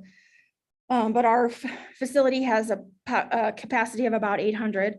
And so it's full with our horses right now. And we do have an adoption coming up Saturday, the 30th. And horses from the recent gather will be available. So the horses, and if you know, some of our horses like from Salt Wells Creek and stuff, those are the curlies that everyone likes. So we typically have really good success with adoptions from those herd management areas in Rock Springs. And of course, I wanted to put in our slide for the Wyoming Landscape Conservation Initiative. That continues. You know, these are landscape scale type projects where we have partner organizations and partner support. And, you know, as we like to put on here, our partner contributions generate $6 for every WLCI project dollar through our in-kind services and matching funds. So we get a lot of work done, lots of big landscape scale projects through our landscape conservation initiative. So that's an important thing to BLM, and we like to make sure we mention that. So that's really kind of all we had for this year that we wanted to kind of update you on. So we'll be happy to take any questions that you might have. Thank you so much. Do we have any questions? Can we get a copy of that PowerPoint? Absolutely. I've got hard copies I can hand you today, and then we can save this too. Okay. Absolutely. Sally, can you send that to the commissioners? When she saves it to that. Yeah, it's on the desktop here, so. Commissioner Ward? No? Okay. Okay. Thank you so much. We appreciate it. Under, Madam Chairman, under BLM, do we need to hear from Lander? I see John Elliott is on there, and it does cut into Sweetwater County. Yeah, he's listening and he helped with the PowerPoint. Okay. Say he could. Okay, thank you. Next, we'll move into Siskitti Wildland Refuge update. See if it loaded right.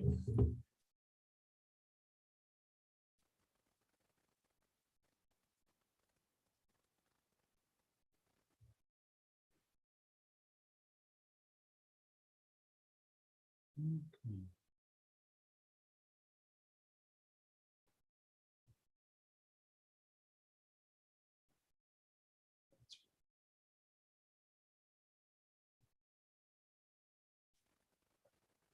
we go. There it is. Well, good morning, Commissioners. My name is Tom Kerner. I'm the Refuge Manager for Siskitti National Wildlife Refuge.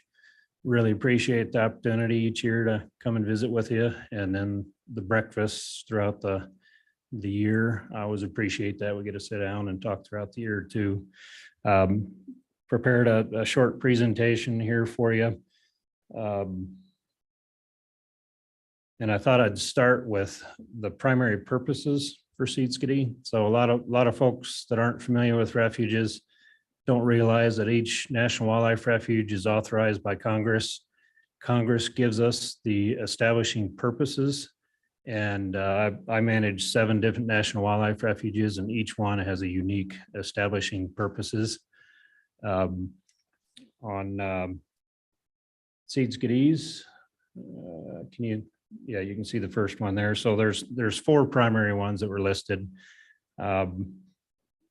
Siskitti exists to mitigate for the impacts of Fontenelle, Flaming Gorge dams. So that was one of the last dams built on the Colorado River system was Fontenelle dams. And by that time, Congress recognized if you put a dam on a river, put it under deep water, things change. So they directed the Bureau of Reclamation to mitigate for those impacts, primarily with creating wetlands was their original intent. And later on, we recognized the dam does have impacts on a lot of the riparian habitat and the riverine habitat as well. So that's a big one. I'll talk about that more. Conserve and manage the fisheries and the habitats that support the fish and wildlife on the stretch of Siskitti. This one's a pretty unique one, protect the scenery and cultural resources.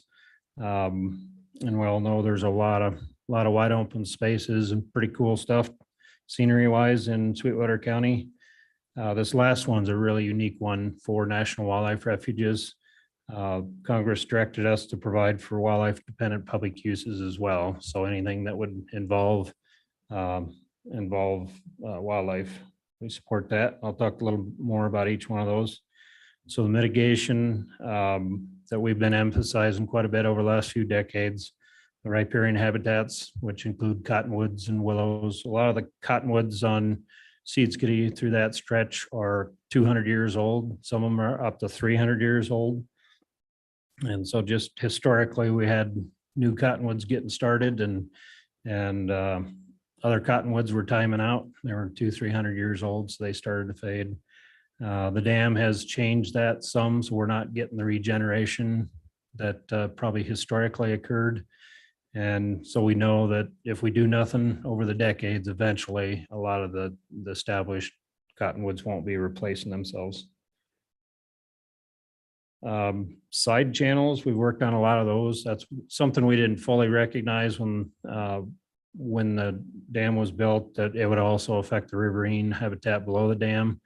We're pretty lucky at Siskitti, we haven't had the down cutting. A lot of the western dams have caused the water table to completely drop, and we're fairly lucky that we don't have the gradient that a lot of areas below dams in the west have. So not quite as steep, and we haven't had quite as much down cutting, but we still have had some impacts. So this is an example of a side channel from the main stem of the Green River. These get plugged up through a variety of ways. Some of them, previous owners put plugs at the head of these side channels. Beavers, we've got a lot of beavers there. They're historically too, would cause these side channels to silt in over time. Historically though, we had high flows that every so often would open a lot of these up. And we're not getting the historical high flows we used to get. So we're actively connecting these channels again to the river. We're trying to actively figure out how to get cottonwoods to grow again. We've tried lots of different techniques. This is one we've been using for the last 10 years or so. You can cut live branches 2-3 years old are the best, that still have a lot of young meristematic tissue, they call it. that if you put the pole down on the ground, so we auger down 6 feet. We collect these poles, pre-soak them, put them down 6 feet if we can get them that far. And then we backfill around them. And then from that live tissue, they can take root and turn into a new cottonwood. We do use, they're called ventilated tree shelters, basically little greenhouses out there that have helped improve success. I wouldn't say we've solved the puzzle on how to get cottonwoods going at a real high rate, but we are getting some of them to survive. And each time we do it, we learn a little bit more. We get a little better at it. Willows, we've gotten a lot more confidence in getting willows going. So same technique, we use the auger. You can see some of the willows that we have on the refuge. We can cut those and then backfill around them. And so that's a year later, the river comes up. You can see a lot of those willows we planted are still doing pretty good. And so we've had pretty high rate of success with willows. This is where there was a vertical bank that was eroding. Get the willows going, the roots can take root, and so we improve water quality, improve fisheries habitat, provides a lot of migratory bird habitat, moose eat them, so a lot of benefits that we get from that. I don't want to interrupt, Sure. but I got a question from Commissioner Smith, who's online. Okay. but He asked how long it takes for those to regrow, or cottonwood and the willows. So the willows are a lot faster, 2, 3, 4, 5 years. You see really good establishment. Cottonwoods, they're really slow. So a lot of them, this was like the year. Back it up. So that's 1 year after putting it in. And so it takes a year for the roots to grow. And then once the roots get established, then it can start sending some leaves up. Our success rate by site has been really variable. So some places we've had a fair number of them appear to get established. Before that turns into a big tall cottonwood, 100 years, probably, something like that. It's a long-term process. We know that. Thank you. You bet. Oh, Madam Chairman, though, if I may. Sure. You're having a lot better success with the native cuttings than you ever did with the purchased seedling trees. Would you say? Yeah. So we did try the seedlings through the conservation district. Right. A lot of the issues with that, they couldn't get their roots really going good enough for the moose, the rabbits, the porcupines, the beavers. They all chewed them down. But we are going to maybe try in the future trying to get the cuttings to root before we put them out. So we're working with a few different partners to try and get roots actively going before we plant them. And other folks we've talked to said that really increased their success rate. So we haven't figured it out yet. Getting trees to grow in a desert is not an easy prospect, and even if you're along a river. But definitely the willows, we're having a lot better luck there. So we have focused for the last 3 or 4 years, a lot on the willows. The obvious reasons for doing this is, things like eagles, anything that needs a mature cottonwood somewhere in their life cycle. So we've got 12 to 14 active bald eagle nests and a lot more bald eagles in the winter. So the cottonwoods we get going today, 100 years from now, we'll be supporting bald eagle nesting. Lots of migratory birds. There's a yellow-billed warbler, quite a few of them along the river, and they will stay to nest there. So things like getting willows going really is beneficial to many of those species that stay to nest.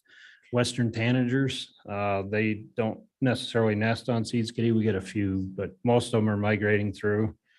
So just migratory habitat, that thin green line, they call it, through the desert. It helps all these birds move through. I often refer to Siskitti as and the Green River itself as the interstate highway for migratory birds. If you want to get through a desert and you need some water, well, you don't have too many choices. And then a lot of other iconic species that the public likes to see. Moose, obviously, they eat a lot of willows is a big benefit. A lot of the work we've seen improvements with willows. Our moose numbers are responding. Moose numbers are going up, and things like we had a moose hunt once every 10 years was about all all we had. Now we're having moose hunt just about every year. Mitigation for wetland loss. A lot of folks see the big wetlands that the Bureau of Reclamation help build out there, but probably even more important is a lot of these shallow wetlands.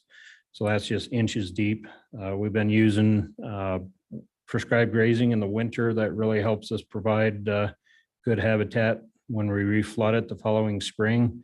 White-faced ibis here, we get a lot of them migrating through. They stop, stay, and feed in these areas that have been previously grazed. So lots of different types of shorebirds are benefiting from this. And we do get a fair amount of nesting goes on. This is a cinnamon teal hen with her brood. That's our most common nester we have out there. So a lot of these shallow wetlands, they warm up quicker. They start producing bugs sooner. So they're really important for things like cinnamon teal to get the aquatic bugs early. They need that so they can lay some eggs. Conserve and manage fish and wildlife resources was one of our other purposes. So we do lots of different types of research, things like that. Trumpeter swans are an iconic species the public is really interested in. I'd say a lot of people that come out to visit Siskitti that are looking for wildlife, trumpeter swans, moose, things like that are higher on their list. So we have done with partners, we've done some hands-on work with trumpeter swans to learn more. 30 years ago, the first trumpeter swans were brought in, released on Siskitti, and since then we have 6 to 9 pairs of trumpeters that produce about a third of all the cygnets each year for the state of Wyoming. Siskitti is a valuable spot for trumpeters because it's lower elevation, it thaws out earlier. We can control the water levels so they don't flood out. A lot of the other nests in Wyoming flood out as soon as the snow starts melting. And then we get quite a few in the winter. We get over 300 trumpeter swans because of the influence of the dam keeps a big stretch of the river open. So we'll have up to 300 trumpeters wintering there. And then if you look that upper right picture, you can see a solar powered transmitter. So we did working with Wyoming Wetland Society, the Wyoming Game and Fish Department, and others. In the summer, they become flightlets. So you can chase them down in a kayak and catch them and put this neck cover on, and then it pings off the cell towers. And so here's one that some information we knew, but this confirmed it. We have trumpeter swans that originated on Siskitti, now migrate over the Wind River Mountains onto the Wind River Indian Reservation. They nest over there. I think we're going on year 3 or 4 where they're producing young cygnets. And then they come back in the winter to Siskitti because we got a lot better habitat in the winter. We got a lot more food for them. So we've been able to figure some of those kind of things out, that the trumpeters on Siskitti are helping establish trumpeter swans in western Wyoming and numerous other locations. Here's another one that was the collar was put on Bear Lake National Wildlife Refuge in Idaho. It showed up at Siskitti for the winter, and then it went back over into Idaho during the breeding season again. So we are able to document that Siskitti's plan, even though you look at a map of Wyoming, Siskitti's a little tiny dot. Things like bald eagles, trumpeter swans that got started on Siskitti are now helping to repopulate some of these species. So things like bald eagles, they've determined genetically that some of the first nesting in Wyoming that happened. Now a lot of the Yellowstone bald eagles, they can DNA wise show they originated from Siskitti. Protect the scenery, cultural and historical resources. Well, that's pretty clear. We can do that. And we know that Sweetwater County has just some tremendous resources for scenery, lots of wide open spaces. I think everybody that lives in this county really appreciates the wide open spaces that we have out here. And a lot of unique things. This is Horseshoe Bend on Siskitti and many, many other places, not just on Siskitti, that are really scenic in Sweetwater County. Lots and lots of history. Heard lots of different numbers, but up to 700,000 immigrants crossed Siskitti at this Lombard Ferry crossing. About every year I run across somebody that has their great grandpa's journal, and they're writing about Lombard Ferry and they're visiting that site again on the ground. So we definitely tried to interpret and protect that. And then finally provide for wildlife dependent recreational opportunities. So just things like taking a float in a kayak or a canoe. We see quite a bit of that with families coming out. They want to see a moose. They want to see a trumpeter swan, bald eagle. We're fortunate that we're not as crowded as many other places in the West. So you can have an opportunity to come out, float, and not have the crowds and see 2-3 moose in a float and all that kind of stuff. So that's definitely an opportunity that's available. Fishing. So a lot of people are surprised that we allow, when they hear of a national wildlife refuge, they think put a fence up and keep the humans out, right? We do have a few places where we can't allow public use because of endangered species. The example I use is in Florida, there's a refuge where the manatees winter and any kind of disturbance is bad for them. But Siskitti, we're lucky, we allow lots of use. Fishing's really popular. This is Katie, my assistant manager, and her daughter Sage on the net. And then we do allow some hunting. We don't allow hunting of every species, but 95% of the refuge is open to hunting. Waterfowl hunting is probably one of the most popular activities that people partake in hunting wise. And then just other projects we help support. Of course, pre-pandemic, we did a lot more. Pandemic has already been mentioned, shut a lot of things down. But we're starting to support Project Healing Waters is one that we've worked with a lot. They're going to be coming back with veterans this September, I think. So we'll resume that. And then environmental education. We're pretty fortunate. We've got an environmental education center. I've been really surprised that teachers have no problem getting their kids on a bus and driving out. Pre-pandemic, we had 2,000 Sweetwater County students go through Siskitti 50 at a time, and had a lot of help with that. Wyoming Game Fish Department, Trout Unlimited, Bureau of Land Management have all pitched in and helped us out. And we put together a fun day for the students. We don't sit them down and PowerPoint them to death. We set them up and go do lots of different kind of activities in the refuge, and it takes a lot of people to pull that off. And yeah, so I think when the pandemic started, 2020, the last time we had a big push on environmental ed, yeah, we had school group every day in the month of May. So we're pretty proud of that. I still remember coming out when I was Yeah. a student doing trumpeter swan stuff and everything, so. Yeah, and that's why we do it, is we want to be an asset to this community, and bringing students out. They're always so well behaved and they just have fun, and we have fun too. Every day in May I get tired. I'm ready by the end of the May to be done, but we have fun. And yeah, if you got any questions, otherwise I just really appreciate the relationship. I've worked in a number of places with a number of county commissions, and this one, I really appreciate the relationship we got, that we don't agree on everything, but we agree on a lot, and we work together frequently on stuff. So I definitely appreciate having that kind of relationship. Thank you so much. Commissioners, do you have any questions for Tom? Yeah, Madam Chairwoman. Go ahead. Yeah, I really appreciate the presentation, and I know we're really gifted around this area with all our natural areas. And my personal favorite actually is Siskitti, and being an active fly fisherman, what do you think with the lack of precipitation we're seeing right now? How do you see that affecting the river flows and the flow rates and the fish habitat for the upcoming year? Because that is a concern that I've heard constituents have. Yeah, and I have as a fisherman, I'm not going to lie. Sure. No, that's a good one to bring that up. So trout start dying at 72 degrees water temperature or so. The oxygen content in the water goes down as the temperature goes up. So that's the big concern. If the water temperature gets into mid 70s, yeah, if you catch a fish and you let it go, it may not survive. Probably won't survive if it starts getting in the mid 70s. So The Game and Fish has done a really good job at trying to educate. And I've seen the compliance is pretty good. People are, when it gets those really hot days, they start early and they get off the river early. I do a ton of fly fishing. I live out there, so I can be fishing 5 minutes from my house.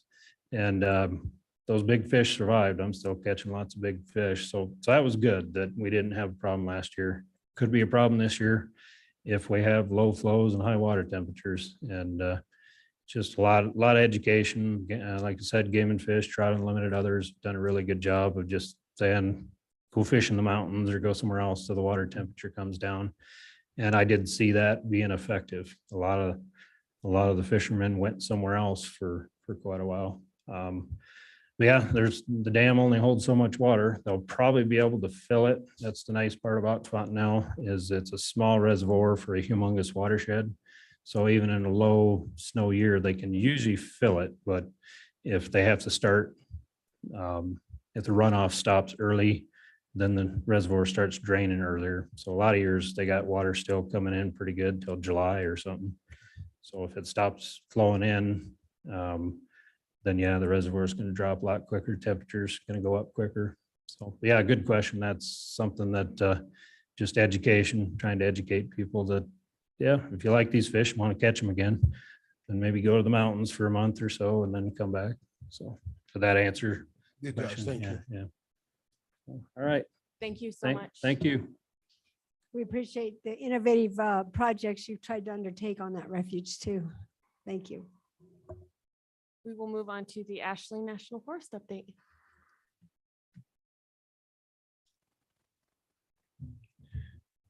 Good morning, and thank you for hosting us all.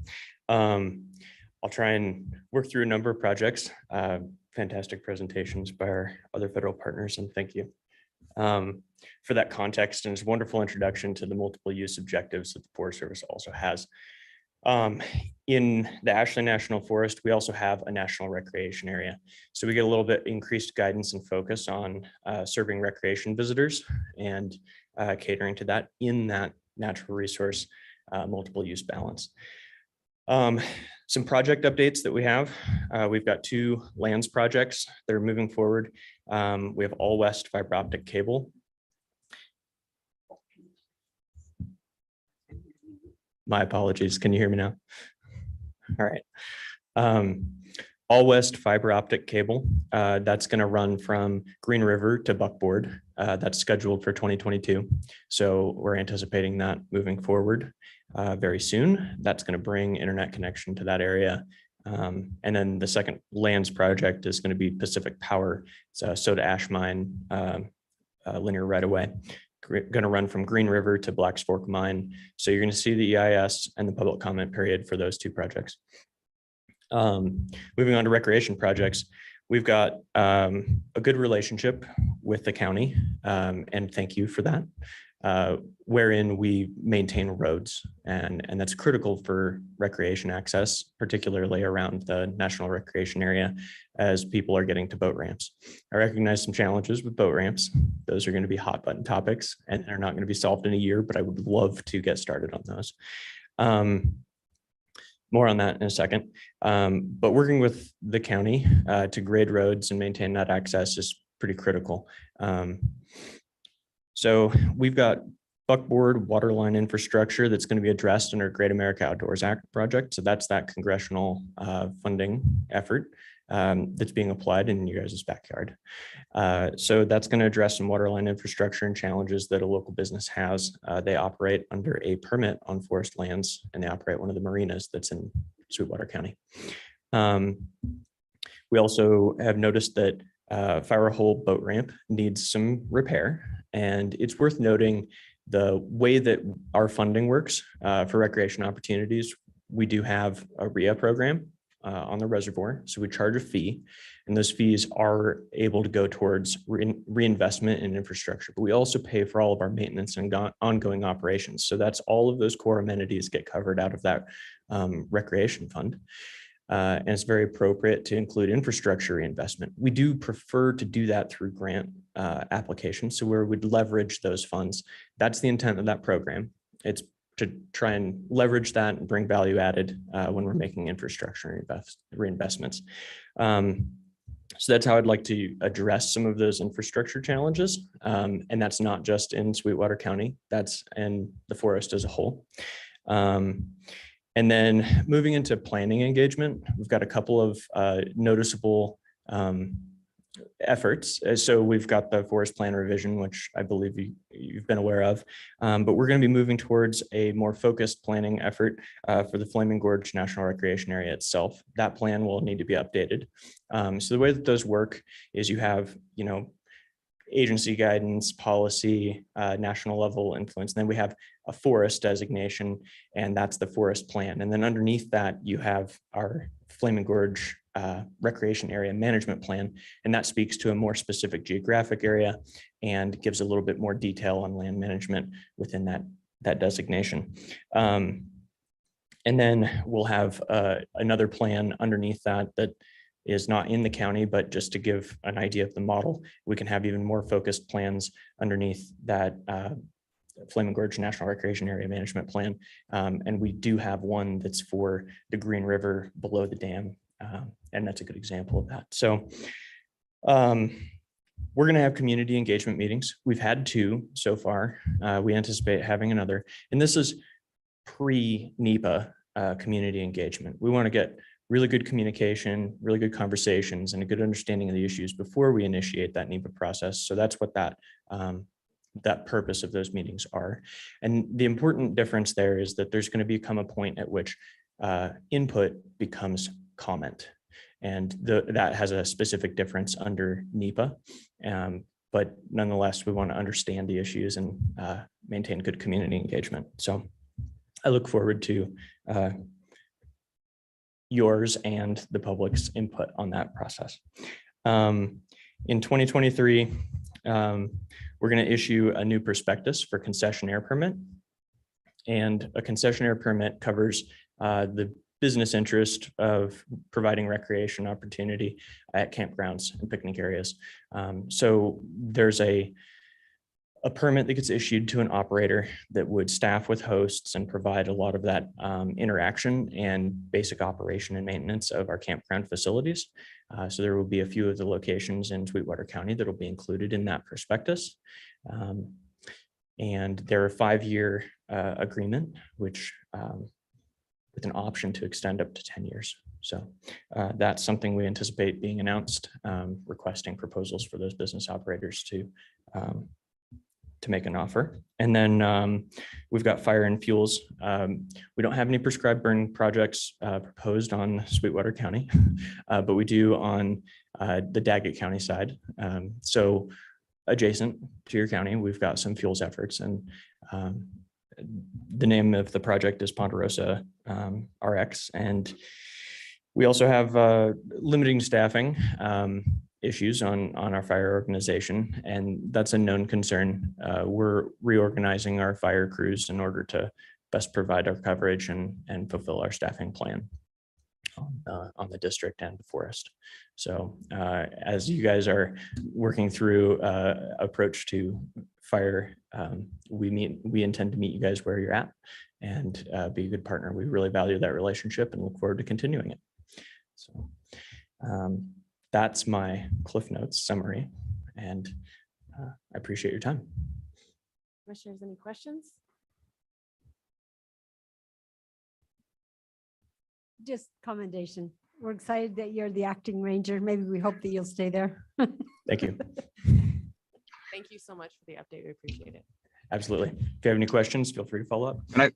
Can I throw in one question or more of a comment? Absolutely. Just in the memory of the late great Wally Johnson, no junipers will be harmed in the prescribed burns, will they? And you don't necessarily have to answer that. I think I'll withhold until I can review the project as implemented. Perfect. Thank you. Thank you. All right. And last but not least, we have Bureau of Reclamation. Good morning. I am going to see if I can share my screen with you. Hopefully you can see this. Can you see this? Not yet. Let's It says that it's showing a little blue circle. I wonder if I have to do something different. How do I try this? Now it's starting to share. Can you please introduce yourself for us as well? Yes, I can. I'd be happy to. My name is Rick Baxter. I'm the Assistant Area Manager here in the Provo Area Office of the Bureau of Reclamation. I'm here on behalf of Kent Coford, who is the Area Manager, and I'm grateful to be able to be here. I will just share a little bit about what we have going on in our neck of the woods for the Bureau of Reclamation. Let me see if I can get these slides to move forward. Okay, can you see that still? We can, thank you. Wonderful. I just want to go over these 5 different issues we have with our work in Wyoming. We'll talk about the Big Sandy Dam raise. We'll look at Siskitti revocation and the Flaming Gorge Working Group. Colorado River issues, as you guys know, are many, and then just additional work for some storage there in Fontenelle. I think you guys are aware that through the MOA, a project has been funded to increase the storage at Big Sandy Dam. And there's quite a few different components to this project.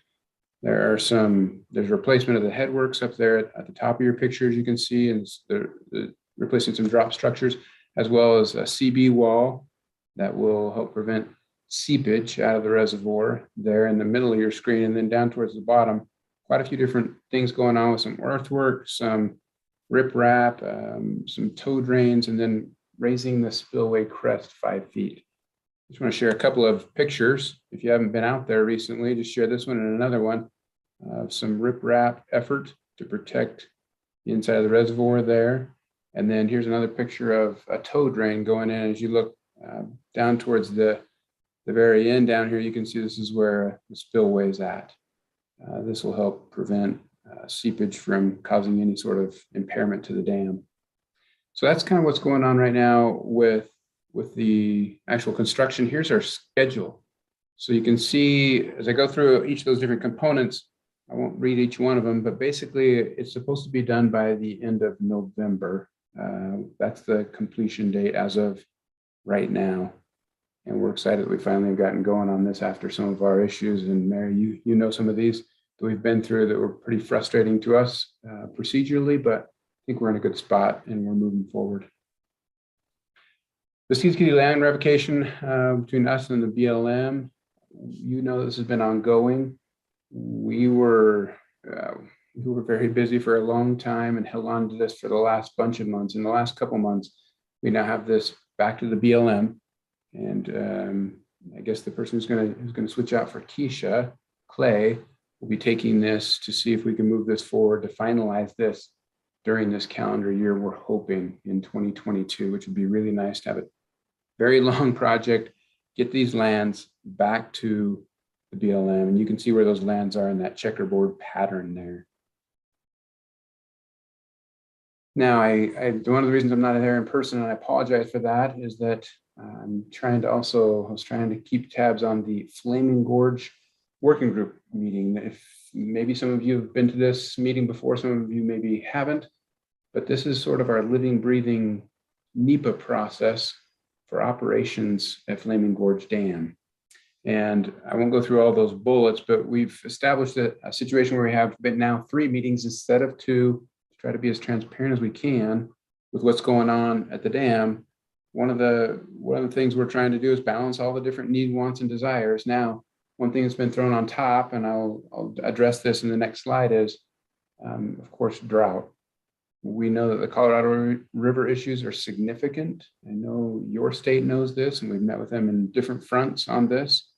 But in fact, it seems like we're weekly on a phone call with Chris Brown and others from the state of Wyoming. But as if our process wasn't complex enough on how to run the dam, now we've got this situation where the Drought Response Operation Agreement, or DROA, has been placed on top of that. And the upper basin states and the lower basin states, one of which obviously in the upper basin is Wyoming, have been working through these different issues to see how much water we might need to move from more than normal on top of additional water that we would have normally released, would be released to try to prop up Lake Powell, to maintain 3490 is our elevation Lake Powell that we need to have in order to keep power generation. And And in order to sort of balance how we're working together between Lake Powell and Lake Mead. And at this point, it's still up in the air. I can't tell you how much we're going to release because I really don't know. So it seems like you know, and then for you don't know. But right now, next door to me, Dale Hamilton is working on facilitating the end of that meeting. And that is to try to figure out, again, let the folks know kind of what we're trying to accomplish, what we're trying to do, and then try to let them know if we moved X number of acre feet, this is kind of how we'd have to move it. But that's been a hard thing to get through during these last few months. In the interim, because of this massive issues with all the drought and not having Lake Powell at a level it should, the renegotiations of the 2007 interim guidelines have been put on hold. Not on hold, but just they haven't been able to get to them because they're too busy with all these other things. So that will be picked up hopefully sometime after this operational year begins.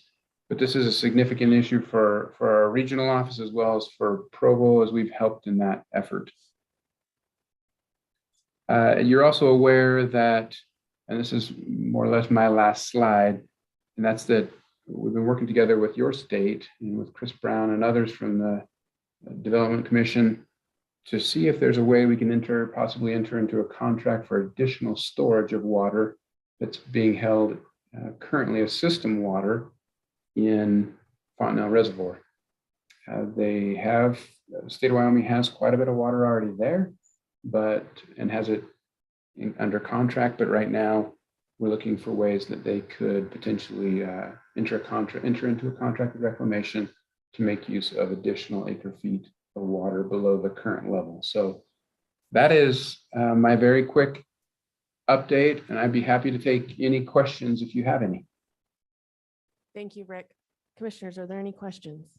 Can you save us or send us that PowerPoint as well? And Tom, you also? The Yes. PowerPoints? Okay. Yes, I will do that. Happy to. Thank you so much for your time today, Rick. I just But wanted I also, to. Oh, go ahead. sorry about that.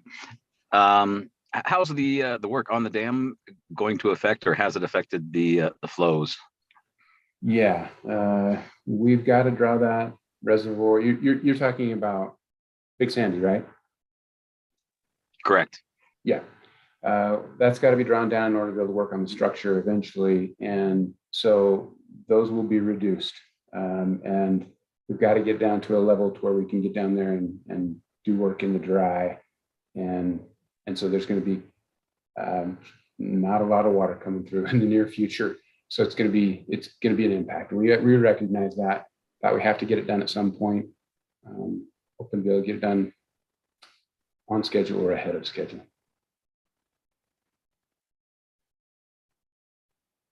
Thank you, Rick. Does that answer your question? That does. How long is that portion of the project going to take, and when do you anticipate it happening? Yeah, so Spillway Crest starts this fall, and it'll go through the winter into hopefully not spring, but probably I've got on here February, but it is Wyoming and it's winter, and you have to have certain temperatures to pour concrete and make things happen there. So it's our hope that we can get done in February or March, but I wouldn't be surprised if due to weather and cold, we have to end up going a little bit farther into the year. But it would be sometime in 2023, spring of 2023. Perfect, but colder months to try to mitigate the impact of the flow. So great, thank you. Absolutely, yeah, you bet. Thank you. Any additional questions? Thank you. I just want to say thank you for all of you for coming today and sharing the work that you're doing and keeping us in the loop. We appreciate everything that you do, and we appreciate the cooperation with you as well. So, and that will move us to our next break. We have about 14 minutes, and we will be back at 11:10 for a presentation on the AML projects that are occurring within Sweetwater County.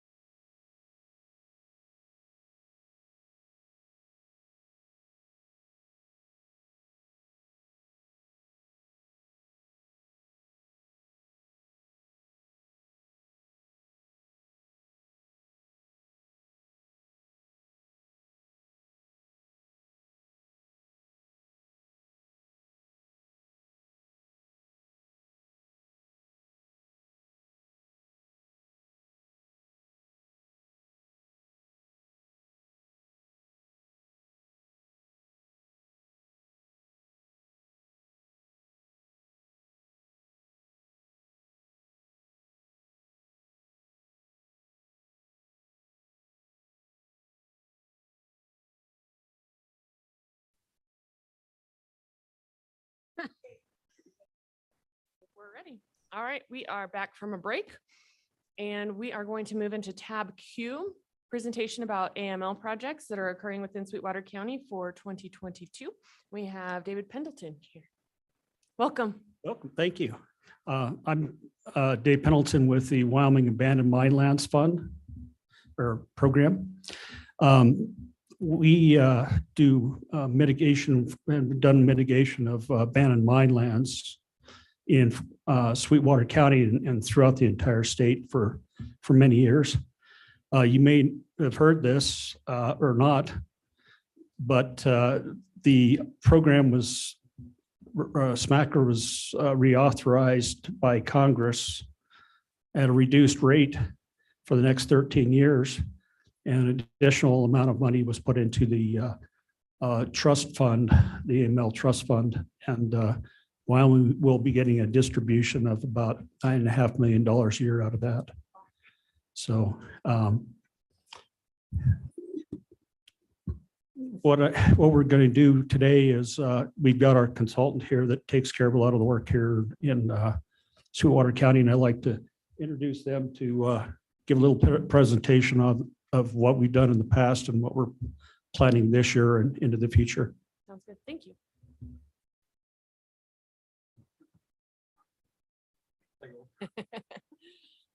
Thank you. My name's Ryan Reed. I work for BRS. I am a consultant for AML, and I'm just going to quickly go through some of the previous projects and the current projects and maybe even some of the future projects we have planned here in Sweetwater County.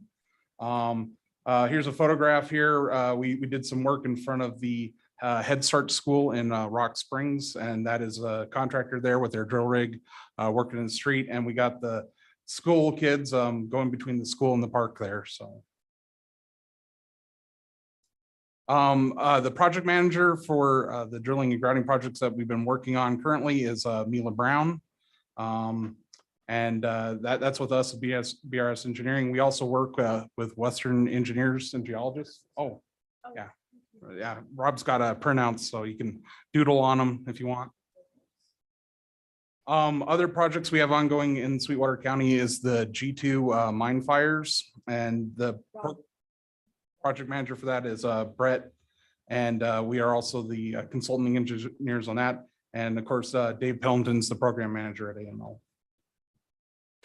And then here's just some contact information for all of us. So if you have any questions about what's currently going on, or if there's any issues with our ongoing work, feel free to get a hold of us.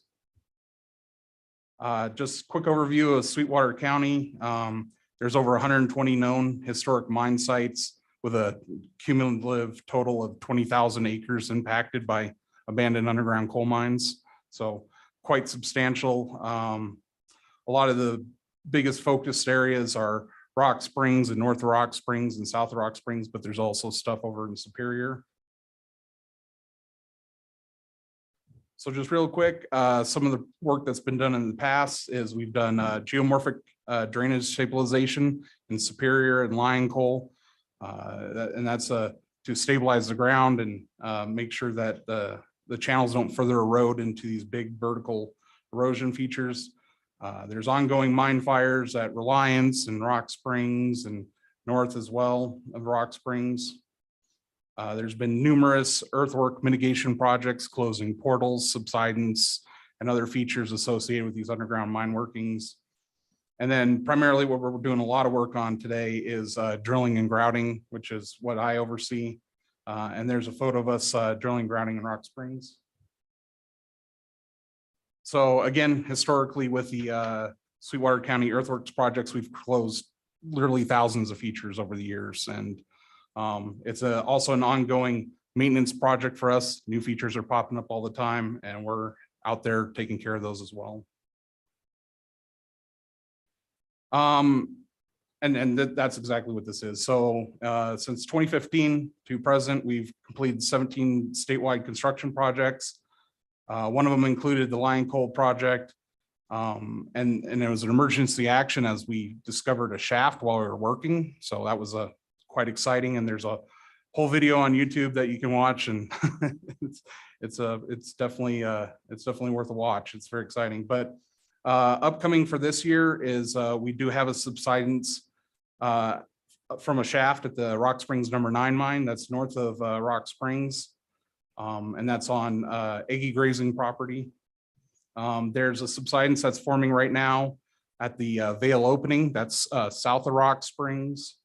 And we have a safety fence around that right now, but as in the springtime, when you have all the moisture and the ground's thawing and all that, it's typically when we see a lot of ground movement, and that's definitely what this subsidence is doing. It's growing right now on us. There's a subsidence at the CNC #2 mine. This is just right off of the belt loop. It's on private property, but we do plan on getting out there this year and closing that subsidence as well. Over at Lion Coal, there's 2 covered shafts. Last year, we horizontally drilled into them to send in a camera and kind of, video the condition of the shafts and see what we were dealing with. And we found that they are wide open. There's absolutely no backfill as far as we could see with the cameras. So right now they're just covered slabs that will eventually fail. And when they fail, they will be open then to the surface. So definitely another site we want to take care of. And then again, as additional features pop up, we monitor and we get contact from BLM and the public. They tend to find stuff sometimes more often than we do because they're always out and about and doing their recreational stuff. Yeah, just again, major drainage projects that we've done in the past, Lion Coal, Superior, and Winton. And that was done with our geomorphic drainage rehabilitation. And this is a photo of over at Lion Coal. This is one of the old Rocky Mountain Power Association open pits. And we recontoured everything for erosion and vegetation growth. Completed drilling and grounding projects since 2015 to current year. We've completed 17 in Sweetwater County. The total contract amount that we've expended, $71.75 million. That included installing 300,000 cubic yards of grout. And we did that in places like Reliance, Lion Coal Road, Superior, Rock Springs, 2 pipeline corridors, one both north and south of Rock Springs. And those are ongoing. What I have here is I'll show you a quick video, and this video is a void space underground, and we're actively grouting it, and the video will show you how the grout kind of comes in and fills up that void space, and that's what we're mitigating is these underground void spaces. So just some quick things to point out from the video, but this is a photo of this void space that we're about to fill. On the top there, depth from surface, it's only 60 feet from the surface, so it's very shallow. That yellow line, that's actually where the original roof of the mine was when the miners mined it, but you can see that it's collapsed except for in the very center there. And it hasn't collapsed because there's a wooden stole or prop or just timbering, as some people call it. And it's just holding the roof right above it. So it's pretty neat, but the slabs that you can see off to the side there, that's how it's failing, is it spalls into these big slabs and it collapses down into the mine working. So let me fire up the video here real quick.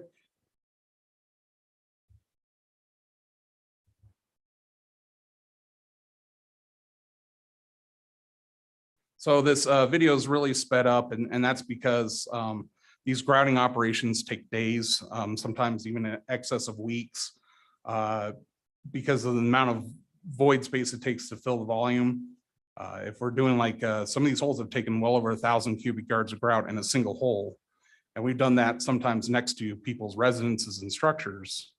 And that's definitely, people have commented like, oh my gosh, I can't believe there's that big of a void, right underneath their house. But I'll skip ahead here a little bit as the camera gets down into the void space itself. But you're filling with gravel or is it grout?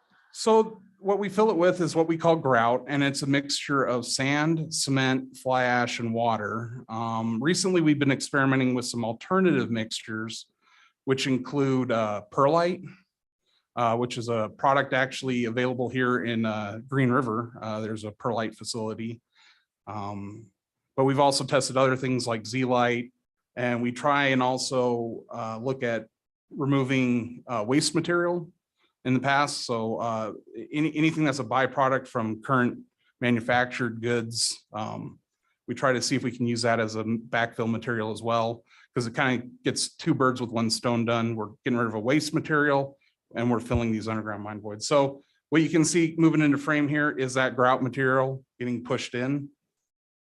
And we're doing this again from an adjacent hole, and is it not on screen? Sorry about that. Let's see. I think I have to close the PowerPoint.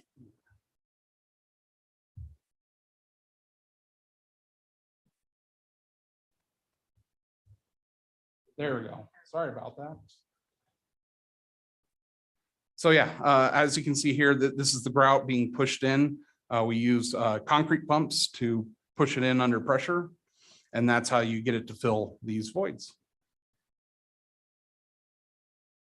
And the neat thing about it is, as you're watching, like sometimes it'll be coming in and then it'll stop. That's not a stopping pumping. It's just that the grout will always go to the path of least resistance. So it's filling a void somewhere else until then that pressure's up, then it starts coming back at us. But yeah, you'll see that eventually this will push the grout all the way to the roof of the void here and push the camera right out.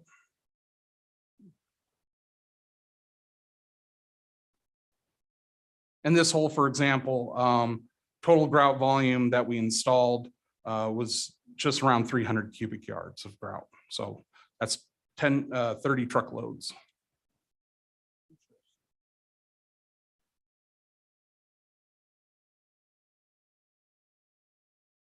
And again, very shallow, 60 feet, not too far away from this hole. There was actually an active surface subsidence that we had to take care of. And we did that through traditional earthwork mitigation.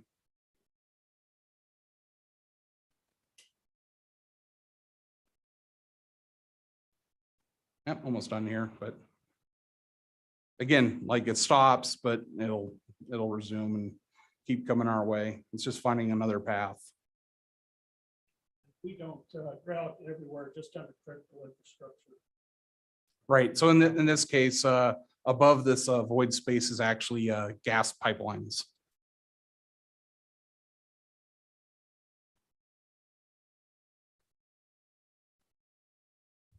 There we go.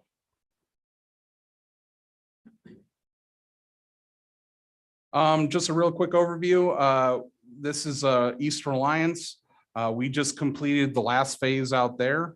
So it was a 7-year multi-phase project, basically working from the shallowest mined out areas to the deepest parts. And you can see there, we're protecting the county road that's out there, residences, homes, businesses, and even on the east side there, it was actively burning underneath the county road. And that's a county road where the school bus, goes along to pick up the kids and all that. But the coal seam there was on fire, so we injected grout into that and extinguished the fire, and that's in that location. So current year drilling grouting projects. So the first one is the 3G Interstate 80. You probably see us working out there now if you drove by. We're between milepost 105 and 106.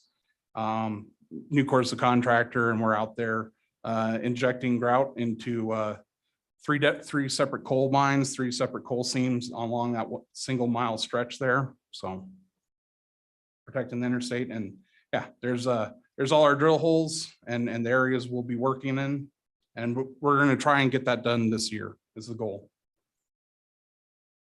The other project we're working on this year, 3H Rainbow and Sweetwater Mines. This is south of Rock Springs, and it includes basically stable lane. I'll show you that real quick, which is the road heading south, goes to BLM and all that. Also accesses the pipelines that we're working on. So this is stable lane. We're actively working here right now. Nucor started yesterday. And then again, this is the pipeline corridor over 2 separate mine workings here and 2 separate different coal seams. And we have a multi-phase plan here as well. So we will be working on this pipeline at least until 2024, maybe into 2025 and beyond, depending on how fast and how quickly we can get the work done. But it's 4 pipelines, 2 by Kinder Morgan, 2 by Dominion, big gas lines, and they're very shallow, undermined. In fact, we drilled 1 exploratory hole out there, and at just 8 feet, the drill steel dropped, and we put a camera down there, and there was a void, just a mere 8 feet below the drill rig. So How adequate are the mine plans from the old days? it's hit or miss. A lot of these mines that we're working on, a lot of them closed pre-1920s. So very, very, very old mine workings. So as far as like surviving mine maps and all that, it's definitely hit or miss, but it's honestly pretty good. It's pretty amazing how much we do have. But that's why we also go out and do exploratory drilling, because we need to confirm basically the extents of those mine workings. Because a lot of times they'll show they mined only so far, but they actually mined farther. So we definitely go out there and try and confirm that with exploratory drilling. One other quick thing too is we do also have a monitoring with the mine fires in Sweetwater County. We do site investigations typically in the winter months. That's when they're most visible. But there's numerous mine fires, not only in Sweetwater County, but other counties across the state. And that just shows some locations here in Sweetwater County, also Lincoln and Uinta. And just a list of the mines that we're actively monitoring, but either they're active on the fire burning, they're actively burning, or they're not. So with that, if you have any questions. Thank you, commissioners. Any questions? Madam Chairwoman, Go ahead. what are some of the bigger projects you see coming up in the future within the AML projects? Sure. So upcoming work that we're looking at doing is in the city of Rock Springs, there's a lot of work. There's a lot of homes that are undermined. 640 acres of the city of Rock Springs is undermined. Really a scary thought when you think about it. Oh, yeah, yeah. You look at some of the subsidences we're closing, and like one at the Vale opening there, it's 30 feet across and about 15 feet deep. If that opened up underneath someone's home, they wouldn't be home. Yeah, it wouldn't be a home anymore. It's quite substantial. So yeah, so it's just the city itself. There's a lot of work there. Upcoming, one of them is Bunning Park we'd like to do. It's kind of been on planned for quite a long time now. But there's other sites in Rock Springs as well. Outside of Rock Springs, we only look at utilities basically. So that's going to be pipeline corridors or major roadways. Other than that, if it's undeveloped, we don't do work on it, especially just by priority. We need to focus on things that are impacting people and not undeveloped land. So yeah, so north and south Rock Springs, there's pipeline corridors, one at Gunn, the one south that we're currently working on. And then there's also one immediately north of Rock Springs that has some more work to do. So that's the future plans. Right, you did mention, in terms of drilling grounding, Mhm. we don't do anything, but we will continue to Oh. monitor for subsidence in all these areas in the county. And every year we find a half a dozen. Have gotten locations worse. show up, or someone finds them and tells us about them. And then we mitigate those because there are hazards to the. Yeah, they're immediate hazard. So that's just drilling ground. Earthwork is ongoing. So yeah. Go ahead. How is the AML money dispersed? Is it competitive grant, or how do you disperse it? Priority wise, or? Wyoming AML follows SMACRA guidelines in terms of prioritizing projects for funding. We have, priority 1 through 3 hazard identification process. And so we mitigate, we follow the federal guidelines in terms of how we allocate the funding. Thank you. Any additional questions? Sweetwater County are we getting our share? No. Well, I mean, yeah, as Dave says, we have a priority chart that we have to follow through and all that stuff. But yeah, I mean, Sweetwater County is the most impacted county in all of Wyoming. Yeah. You guys have a substantial amount of historical underground and surface mines that have been done in the past. And most of that is all pre-smacker law. And since I've been with the program, we've had at least 2, if not 3 projects, mitigation projects here in Sweetwater County per year. Thank you. Thank you. Thank you Any- guys. Any additional questions, commissioners? No? Thank you so much for the presentation. We appreciate it. No problem. Thank you. We will move into tab R, Mr. Legursky, Annual Road Maintenance Plan for Sweetwater County and U.S. Forest Service.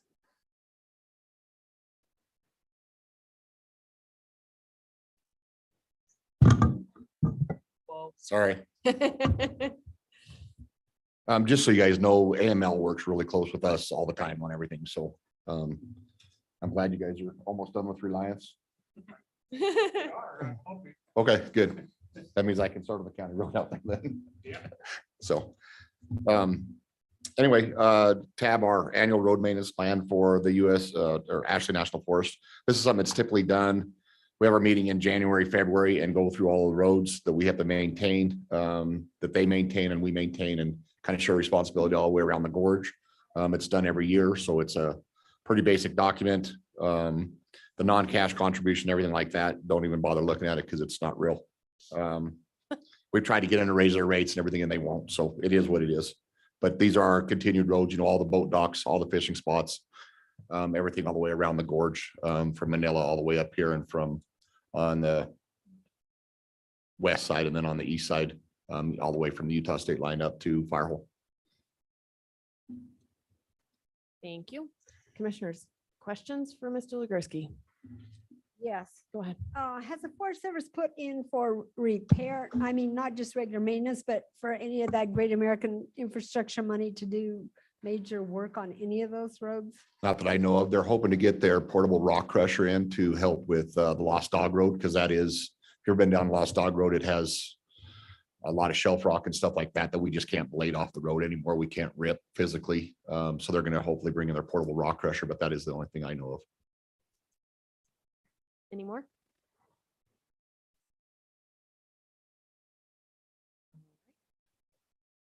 Commissioners, what is your pleasure for the 2022 annual road maintenance plan between Sweetwater County and the U.S. Forest Service to and allowing the chairman to sign? The cost of the county, could I have a question first? Go ahead. The cost of the county, you said it's, Cost of the county is about one full-time person and an operator. So you're probably looking at $200,000 a year.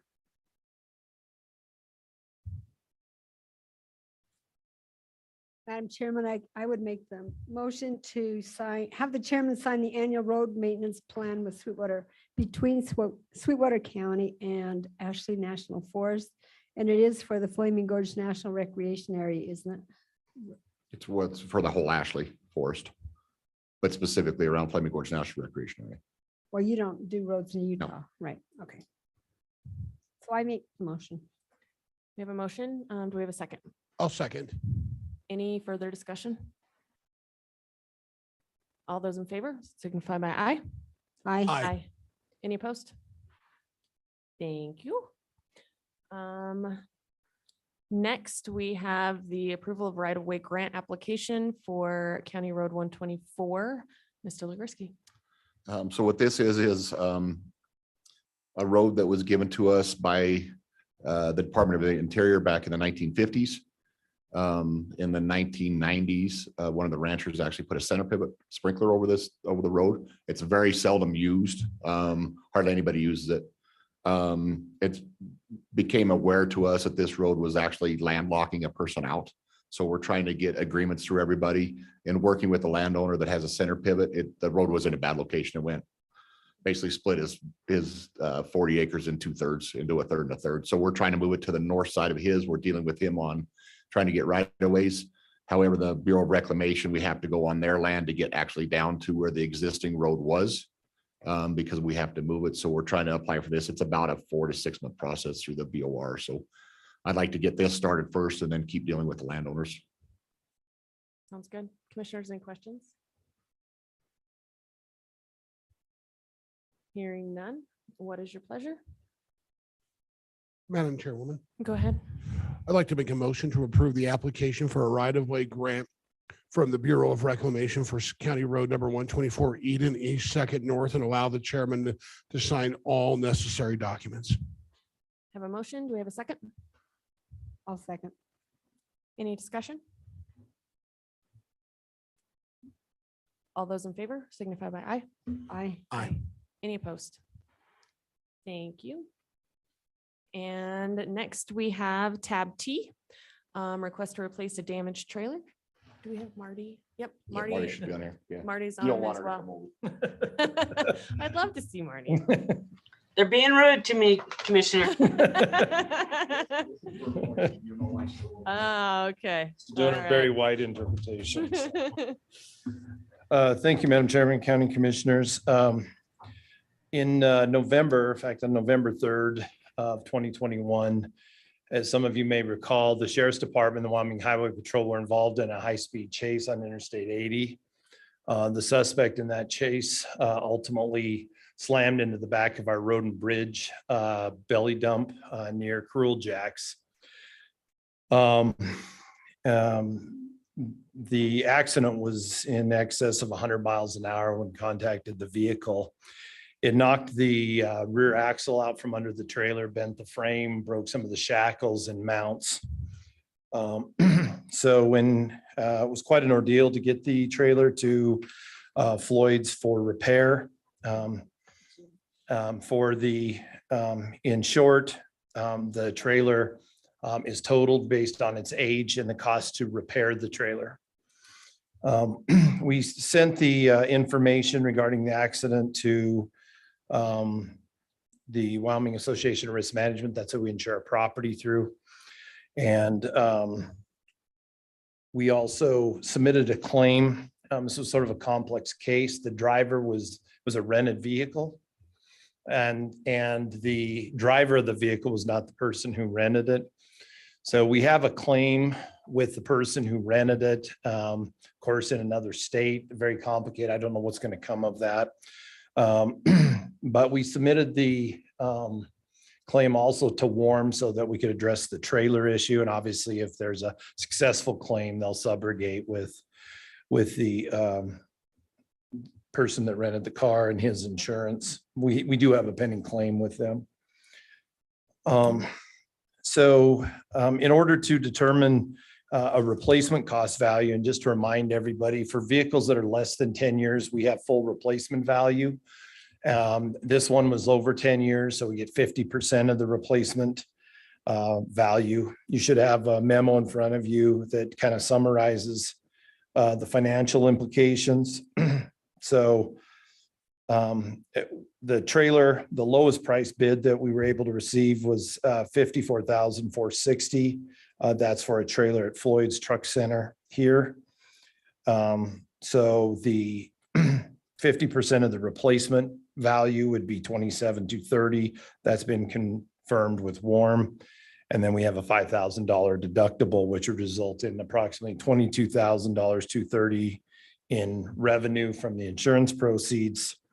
And if we were to replace the vehicle, then the balance of that $32,230 would have to be funded by the county to replace the trailer. Gene might want to say a little more, but basically these are belly dump trailers that are heavily used to haul gravel from various locations to county roads. They run as often as we can get them running. So it's important, I think, to have some replacement. We've been working on a lease agreement also until that we can secure the trailer so that we can continue to meet the obligations for material on the roads. So the request before the board today is requesting authorization to secure the replacement belly dump at Floyd's Truck Center in Rock Springs. That was the lowest of the three bids, actually by quite a bit. It's also local. But as you might imagine, these are hot commodities and they take a long time to get in order. So we'd like to secure that as soon as possible. And we'd like authorization from the board to purchase that truck, which would be for $54,460. We'll receive reimbursement of $22,230 from Warm. We will not receive that check until we receive the truck. And then they'll cut the check to us for that amount. So if there's any questions, we got Marty on, who's been working with Floyd's and the quotes on the truck replacement, Gene in terms of the operational issue, and then, of course, I handled the property and liability insurance for the county. Anything to add?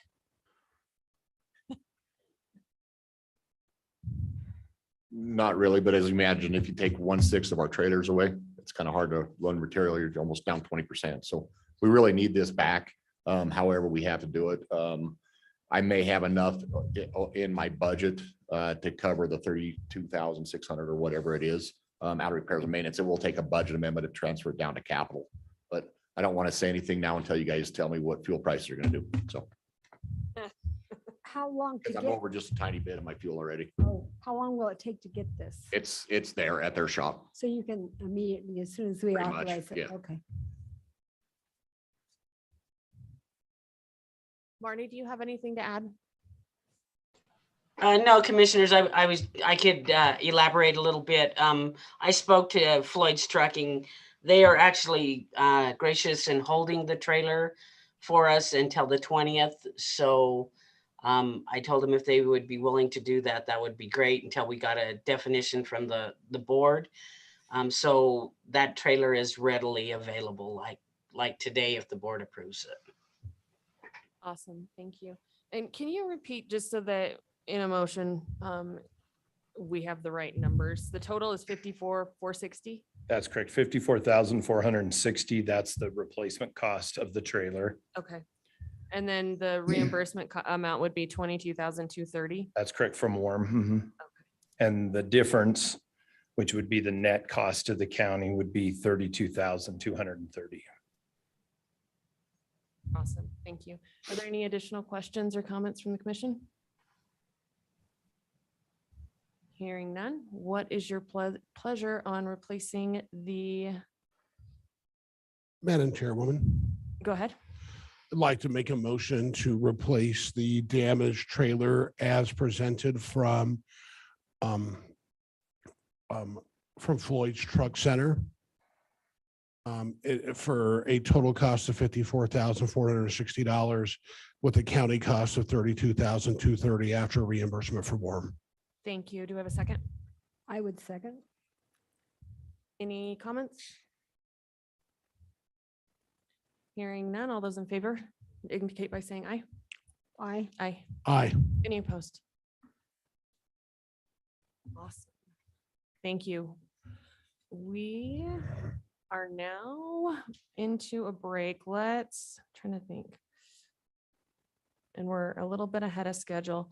Are you guys okay with going to tab U? Sure. All right, let's move on to tab U. Request to approve restaffing a position in the custodial department. Whew, maybe I needed a break. Thank you, Madam Chair. That was a mouthful. Commissioners, before you is a request to restaff a vacancy in the custodial area. We had a recent medical retirement in the department. That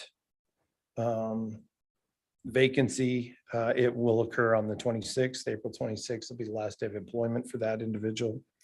As you know, during the voluntary separation plan, we eliminated one of the positions in the department. This is not one of those. This is a subsequent medical retirement and requesting to restaff the position. The Cost difference primarily would be based on the health insurance difference.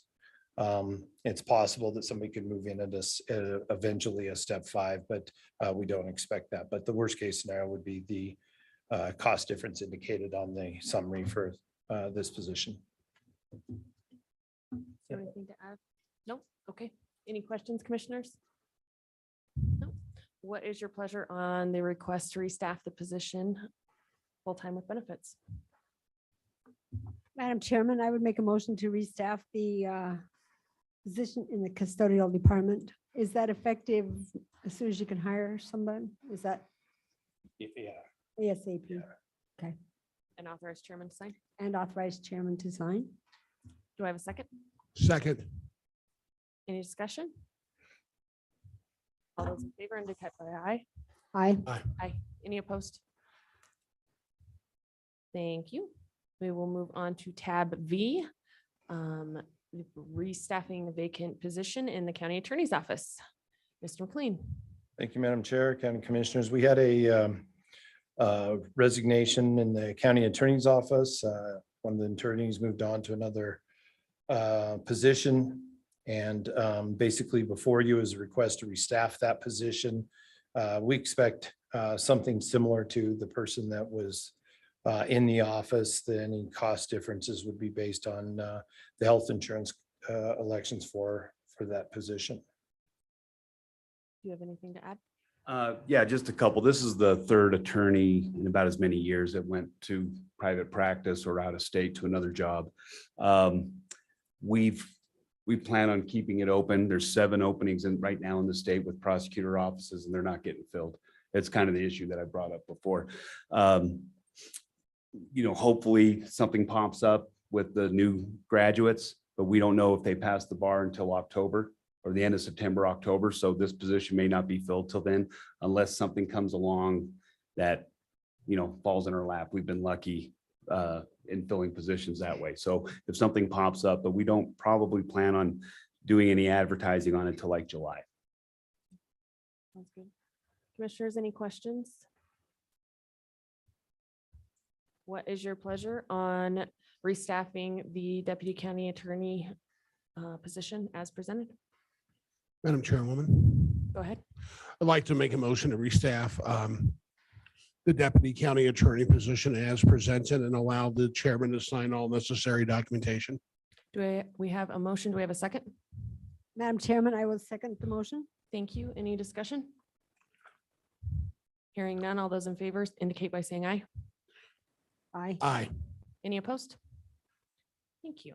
These aren't contract positions though, so you just hire them and it's not a contract or No, anything. it's an Yeah. employee. Yeah. Yeah.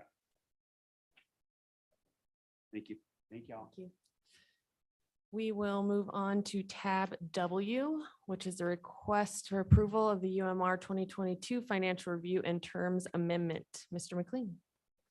Madam Chair, County Commissioners, before you is just part of one of the many agreements that will come before us throughout the course of the year as part of our health insurance program. This particular agreement is the financial renewal terms and amendments, basically how the costs of providing administrative services for administering the plan for UMR, how those are broken out to the totals. There's no changes in the cost. There's some different organization terms of the agreement, but the provisions of the agreement are the same. And so I would request the board approve the renewal and terms amendment for UMR. Thank you, Gary. Do we have any questions on the UMR renewal terms and amendment? Hearing none. Commissioners, what's your pleasure? Madam Chairwoman, Go ahead. I'd like to make a motion to request approval make a motion for the approval of the UMR 2022 financial renewal and terms amendment as presented and allowing all the chairman to sign all necessary documentation. Thank you. Do I have a second? I would second that. Any discussion? Hearing none. All those in favor indicate by saying aye. Aye. Aye. Aye. Any opposed? Thank you. And we are quite a bit ahead of schedule. And Commissioner Smith, I saw creeping past the door. So let's take a break.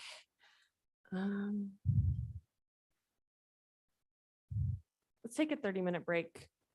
Wow. Come back. He Creeping? That's weird. All right, so we will be back at 12:20. We have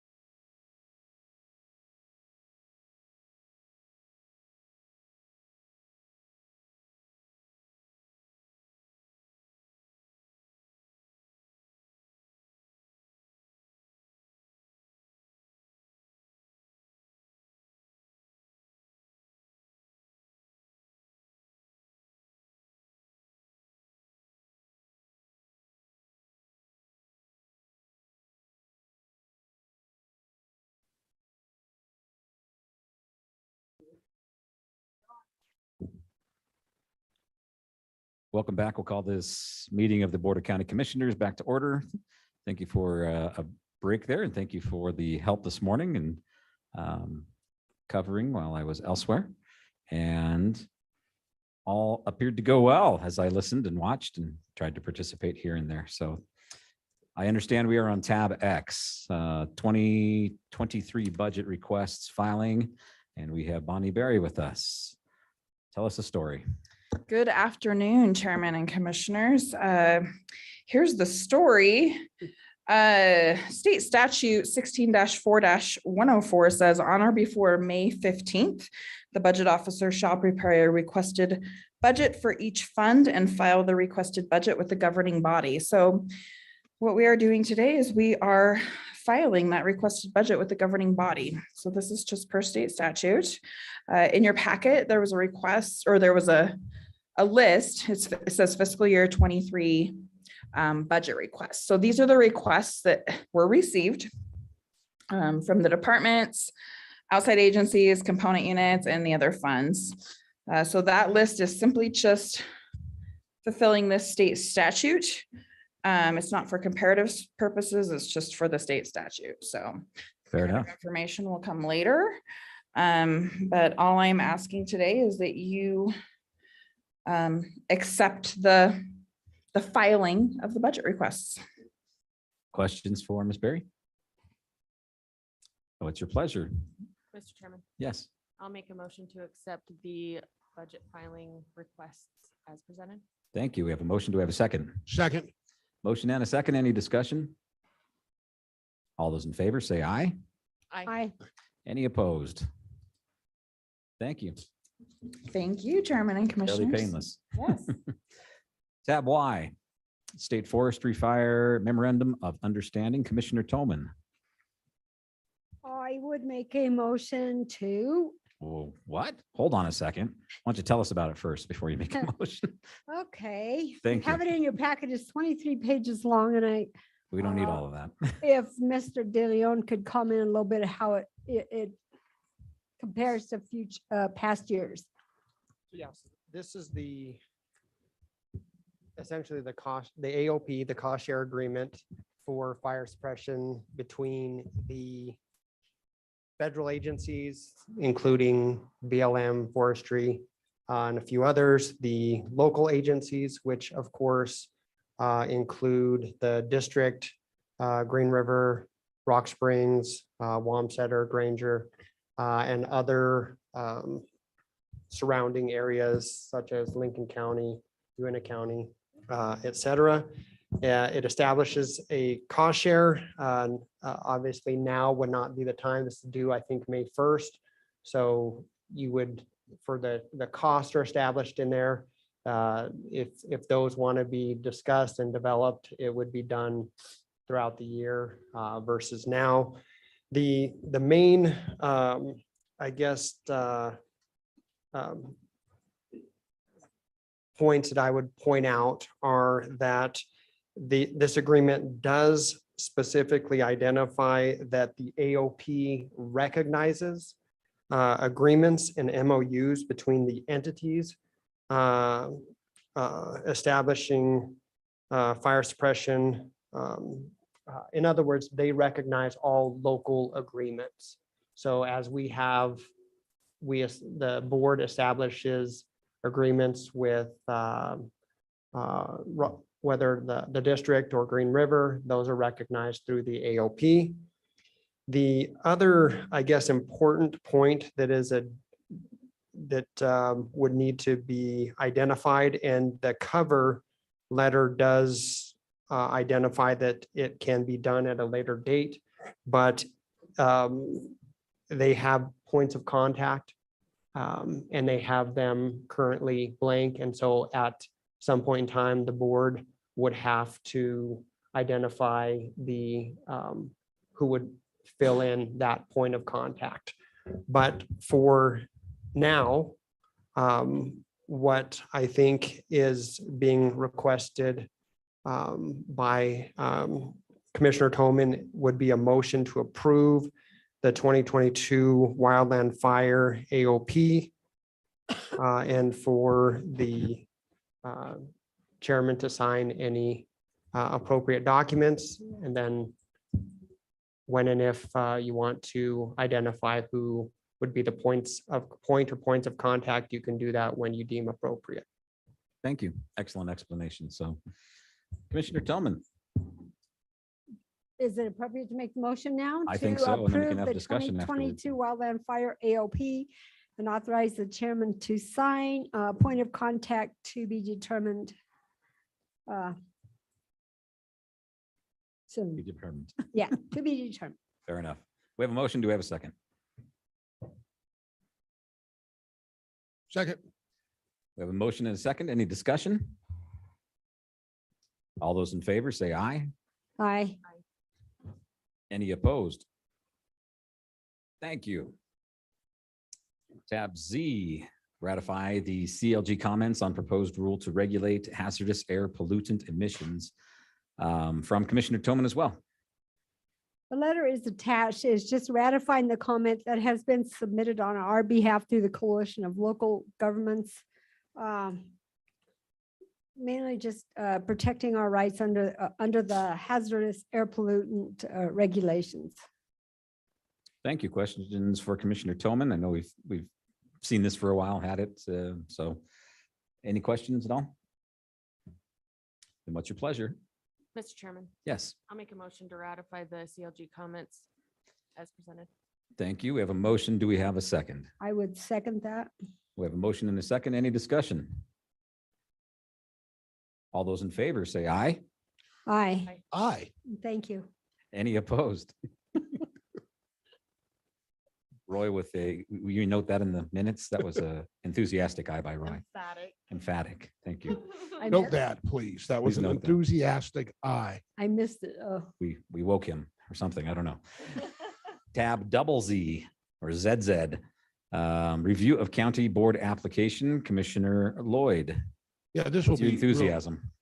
Hey, this will be really quick, Out of the way. but it's really important, actually. We've had a couple conversations in the last board meetings about some of the difficulty in the board applications, and Sally's been really great in providing me some information, and I do appreciate that, but I do think it's good to get it out to constituents. So currently, Sally, could you just tell me, we're not using Indeed anymore, correct? Are we using Indeed? Are we not using Indeed, or? Commissioner Lloyd and commissioners, no.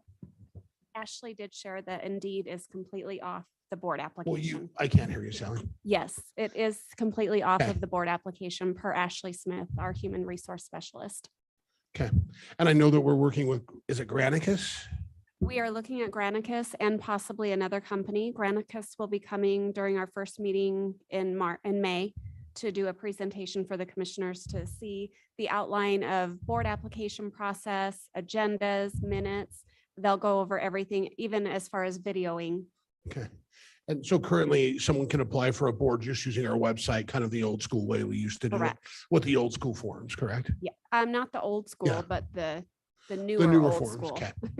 The newer school. Just a Yeah. half a step back. I just wanted to make sure that's what we were doing, just because we'd had quite a few concerns come to us regarding the difficulty of applying to be on a county board. And the other piece is, I think we were getting a lot of job applications that were people thinking they were they were applying for a job when they were really applying for a board because of some of the process. And I just don't think it was anything that we dreamed that would happen in changing the process. It was just part of changing the platforms. So I'm really glad we've made those changes. So thank you, Sally, for your work with that. You're welcome. That's all I had, Jeff. Thank you. Appreciate that. No Thank you. action needed. No action needed. Thanks, Sally, for the work on that. I know you spent a lot of time looking into that, so much appreciated. Tab ZZZ, triple Z, not triple X. Are we getting tired? Is that why? it's- ZZZ. Z. Elected official salary discussion. Who would like to take the lead on this? I'll go first. Thank you. I first want to note that I do think it's hard to make an official decision today without Doc here. And the reason I would say that out loud is just because I think of the magnitude when we're looking at making this decision, I do think all five of us should be present, and I think he should have a voice to that situation. I'm going to be honest. I've met with Assessor Davis. Is it okay, Dave, to say lots of times, multiple times? Every time Dave provides this information, I go and visit, and I'll just speak for my honesty. And I think my record has shown that I've been pro-employee the entire time I've been a commissioner and have always advocated for the best for our employees. But I think in this position is the first time I'm not going that way. And I don't know if I'm really not being pro-employee. I just don't think I agree with the methodology of thinking. And I really struggle with some of the presentation of moving those salaries from $100,000 to $135,000. The comparisons we're getting is this is what our department directors make, but I don't think it's an apple to apples decision. And the reason I say that is when we gave Tim Knight a raise, and I think it was 29.6%, it was based upon what people in the IT area with that level of education were getting. His salary wasn't based upon what Christina was making or another department were drinking. It was basically straight to the concept of what the going rate in that specific field was. So I think as we try to say, hey, we're similar, we are similar, but we're different. It's not an apple to apple comparison. So I struggle with that. And so when I go to that, then it becomes a secondary difficult information decision because two factors. Number one, when we look at hiring someone and giving someone a raise that's a department director, we can take a look at their years of service, their education level, what they bring to the table and what they have brought to the table. When we're putting a salary to an elected official, we're hiring a position, not an individual. So some of those things don't matter. And the example I gave Assessor Davis is I could see Dave deserving more money than someone else coming into the assessor's office because Dave has been in that position for 6 years. Someone coming in may not have any experience, may only have a 1-week certificate to be in that position. So we're not really hiring people, we're hiring positions. So it makes it difficult. And then I guess I'll rush real quick to one other thought. So the other difficult point is when we start talking salary comparisons, the only comparisons we really have are within the state of Wyoming, and all those salaries have been butted up to $100,000 already. And so I just took a quick look based upon population size, where we're at. And right now, really for population size, most of and we haven't seen what anyone else is doing with proposed changes, except for Sheridan County has come out with their changes. Teton County did come up with their changes and moved everyone to 145. But I want to remind people, Teton County is an outlier. I don't think in Wyoming, and I think we all know that it's a different breed up there. Nothing against Teton County, but it is a different situation up there, and we see that in a lot of ways. But if you look at Sheridan County, they basically moved some of their officials from 71,115 to 91,400. The sheriff went from 71,115 to 91,400. The attorney went from 98,500 to 115. And the other positions went from 67,800 to 87,100. So they did see increases. And if you look at Sheridan County's population size, there are 31,283 people compared to our 40,778.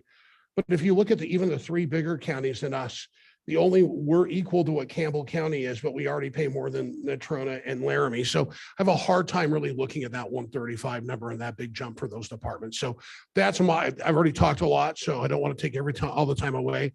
I do want to make sure as I make these comments, I do appreciate all of our elected officials. I think they have very tough jobs. I think they have big responsibilities, and I do appreciate that. I don't want them to feel like I'm not looking at them, that they're not, that they're not equal or whatever, but I just have a hard time justifying what was presented to us as a raise increase. Thank you, Commissioner Lloyd. Other comments? Commissioner Tillman. Well, Commissioner Lloyd pretty well covered it, and to his credit, Assessor Davis has done his homework and coming and presenting ideas to us, and I appreciate that very much. We also, Lauren was able to get the Wyoming County Commissioner Association salary schedule that shows what everyone in the state is making, and I think elected officials, they were averaging about 60,000 to 70,000.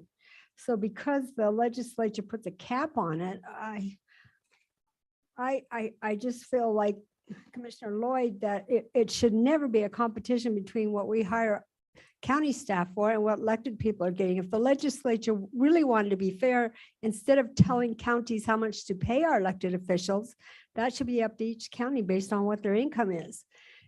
what they could do to help the situation might be to put some requirements, as the county attorney has to have a law degree. The sheriff has to go through the law institute. We have no requirements for our elected officials.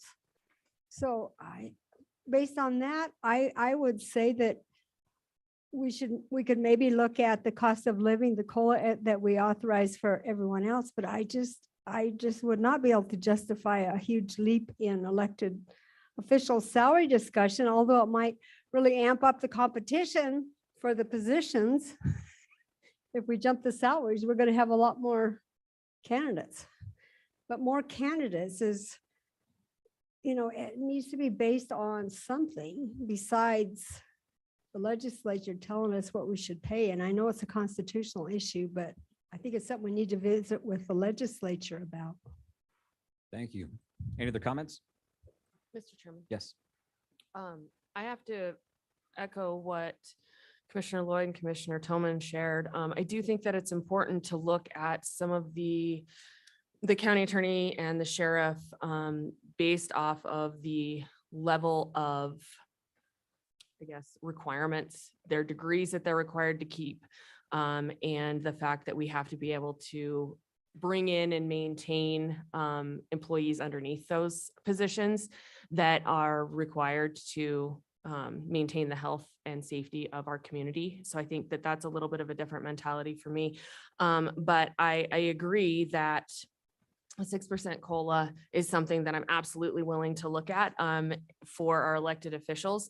But yeah, I'm not going to repeat everything that the other commissioners have already shared, but I agree. So. Thank you. I would ask then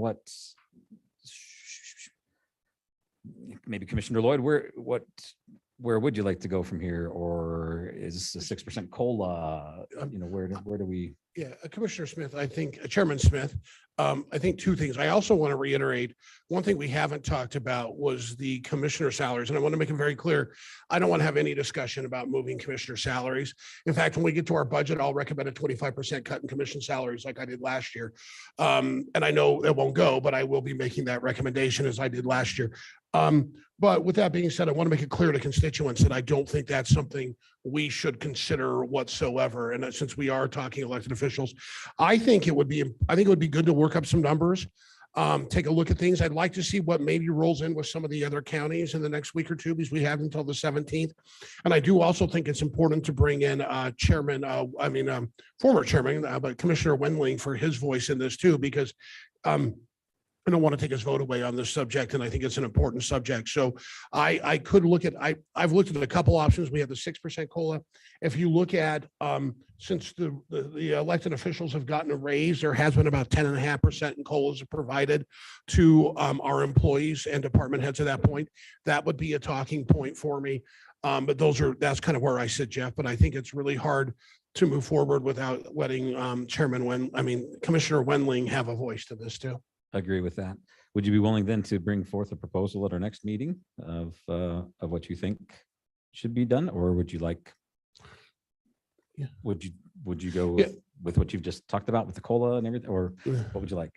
I'd be willing to put something together to bring forth and work with HR and then talk to the elected officials about it a little bit and trying to bring something forward. Thanks. And I think that is absolutely an important topic to allow Commissioner Wendling's voice to be heard as well. So unless there's other disagreement with that, is that a good path forward? Mr. Chairman. Yes.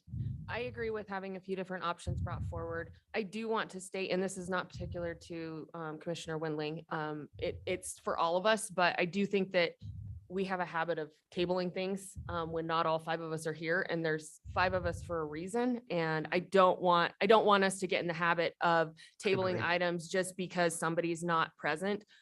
We still have to do the work of the county. We still have to move forward, and we still have to make decisions. And I know it's a bummer sometimes when people aren't here, but that I am okay with taking this out one more meeting, because I would like to give some options and, maybe get some additional input if needed. So. Thank you. Well Appreciate put, the Commissioner opinion. Shanfield.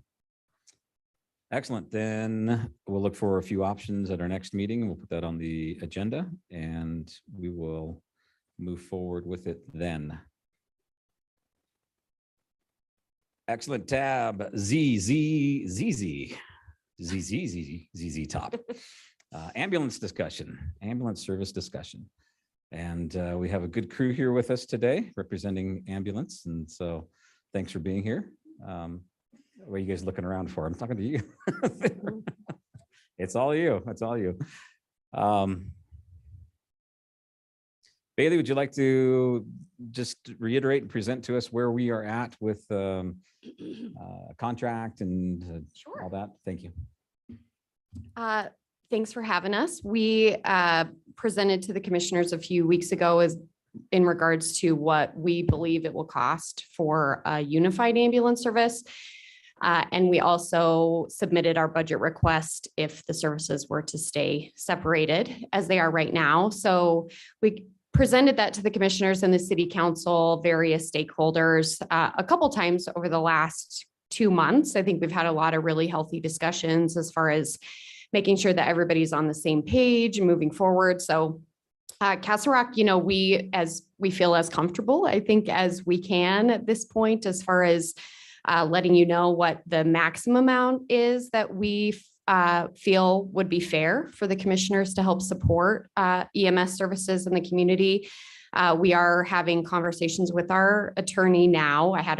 I just came from a phone call with them to talk about some of the terms that we're hoping that you'll consider in the contract. And we're hoping to have that contract presented to you so that we can go into some negotiations here in the in the immediate future, I would hope. So as far as combining services goes, we have also met with Ron Gaddy and Steve Corbellis as part of this process in taking over Sweetwater Medics, if that's the decision that we all come to. And they seem, amicable to that. And I think they are, more than willing to work with us on acquiring assets that we might need. We are looking at providing 3 full-time ambulances as part of our proposal in the county, 2 of which would be in Rock Springs, 1 would be in Green River. And then using the dynamic deployment system that we've talked about, where if one ambulance gets called out, we would send an ambulance to the midway point, potentially somewhere over at the detention center or somewhere midway between the 2 communities, so that there's the same coverage that we have right now. The hospital is also discussing with us the possibility of helping with the location for ambulances so that we can have an ambulance really close if a patient goes into the hospital, so that we're available if they need to leave the hospital for some reason. It's just really the perfect location, I think. So hopefully we can come to an agreement with the hospital. Irene and I are having conversations about that right now as far as what that might look like. So there's just some things up in the air, but we're actively working on that. Active, that's the good thing to hear. Yeah. It's always active. I will also add that in discussions with the ambulance committee amongst the 2 cities and ourselves, Green River, we're getting a pretty hard no on wanting to participate with any dollars. Rock Springs is not far behind. Theirs is just a solid no, I guess, right now. So my feeling is that we are going to be we're going to be asked to fund again the entirety of whatever decision is made. So I think that, just in my opinion, and being the ambulance guy now for a few years, that we're going to need to make a decision on the contract that comes our way for consolidation, and then work on a funding mechanism down the road. I think the consolidation needs to happen. We need to at least take 1 step forward. We've always worked on the 2 principles of consolidation to save money, and also on a solid continuous funding mechanism. And I think we'll be able to take at least the first step.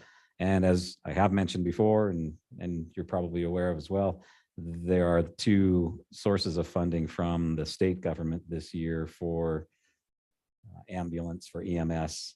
One being the pilot program. We're hoping that, I hope that this consolidation will work as a pilot amongst our region, and that'll count as something, and we can receive funding that way.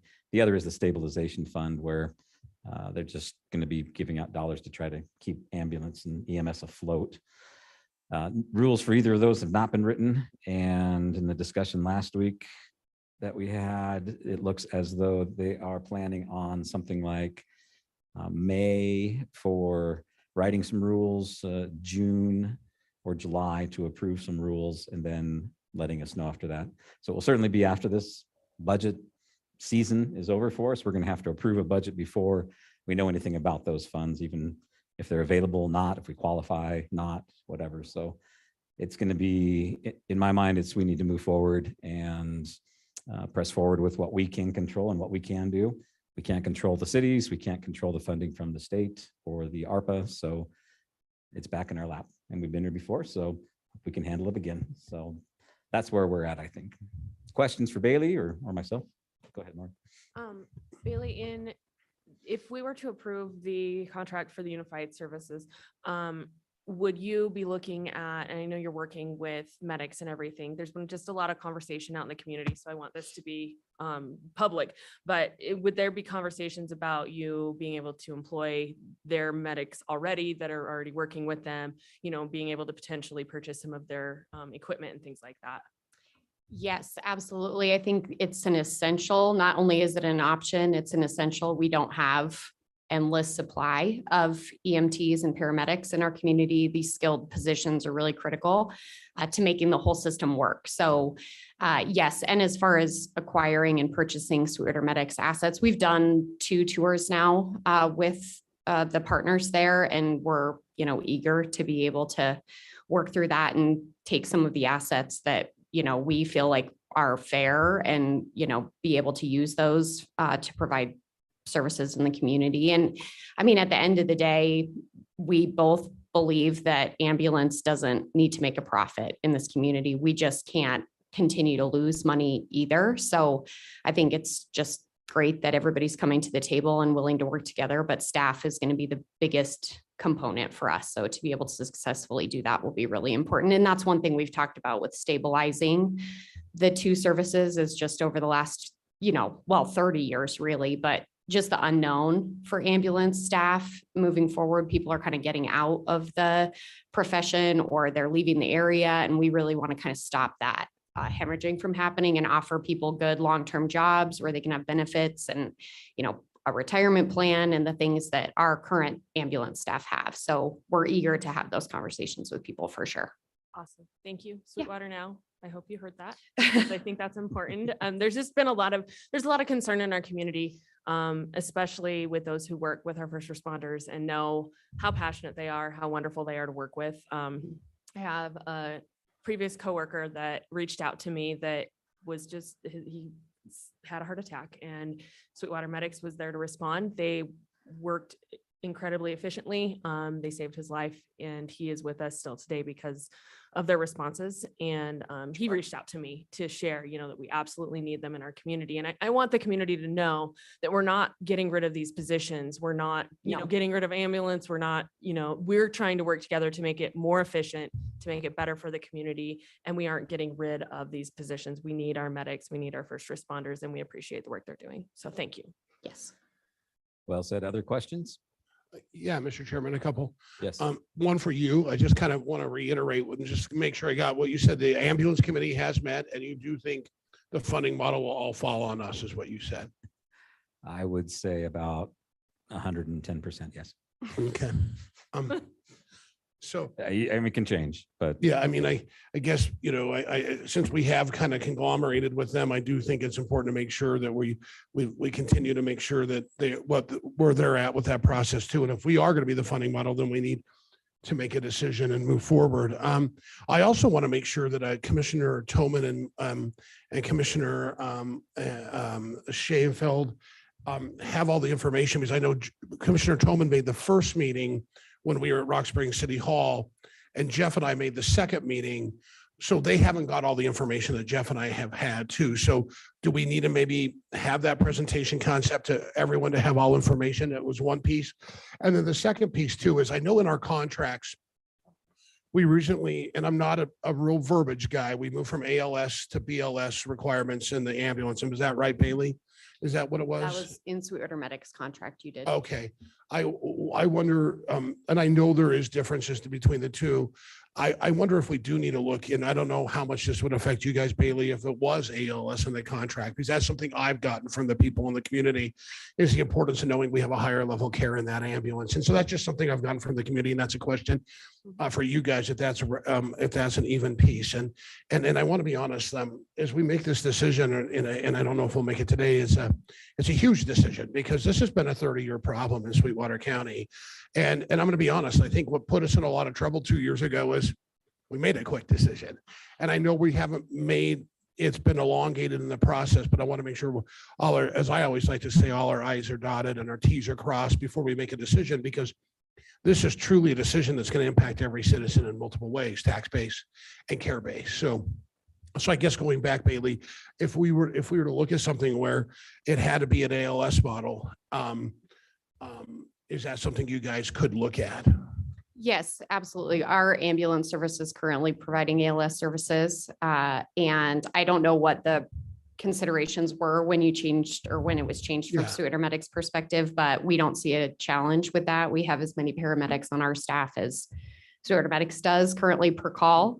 So yeah, we would absolutely be open to something like that if that's what you would feel comfortable with.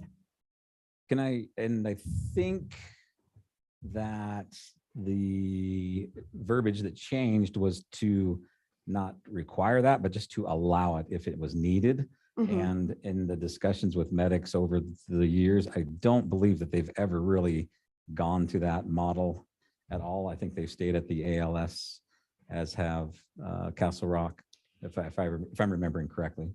Something that helps with that is that you have a lot of paramedics that are on the fire department in Rock Springs as well. So I think, that having that backup, and that's absolutely something that we would want to continue to, is having some help. If there's somebody that gets to the scene first, they can start some life-saving measures before we were to get there. So yeah, the difference really between an ALS and a BLS call is what's needed. And I think sometimes you have an EMT basic that goes on these calls, and most calls you don't need an ALS, but we are open to having an intermediate and a paramedic on every call, which are the higher level. So what else did you have?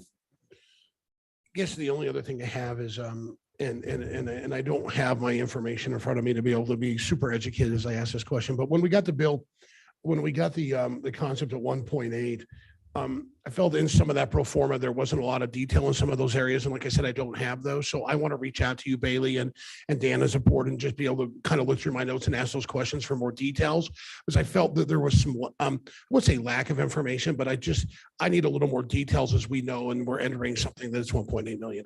And so I will get you that information ahead of time. Okay. I apologize that I don't have that in front of me.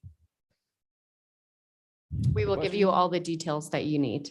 What's that? We'll give you all the details that you need. Okay, Yeah. thank you. Yep. Some of that's a moving target, Commissioner. The hospital allows us to be up there. Come on up, Dan. Mic yourself up. Dan Stanton with the Castle Rock Hospital Board. Hi, Dan. I just wanted to piggyback on what Bailey said. A lot of that was a moving target too. So if we're able to work with the hospital and have space up there, that money comes out of that 1.8. There's other savings measures in there. And I'll reiterate again, our board asked when we went forward with this to put forth what could be the worst case scenario, so that later on we didn't have to come back to the commissioners and say, well, we guessed really poorly. So, I mean, Todd will tell you that 1.8 that he put out there is in the 98th percentile of worst case scenario. So I think we're closer to somewhere like 1.6.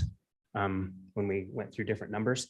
So keep it going. And our goal is to come back and we would like to get it down in the $1 million range. That's the goal of combining everything. So, but until we get some of these numbers worked out with transports and other things, our goal would just be to keep Castle Rock whole in that ambulance service. So.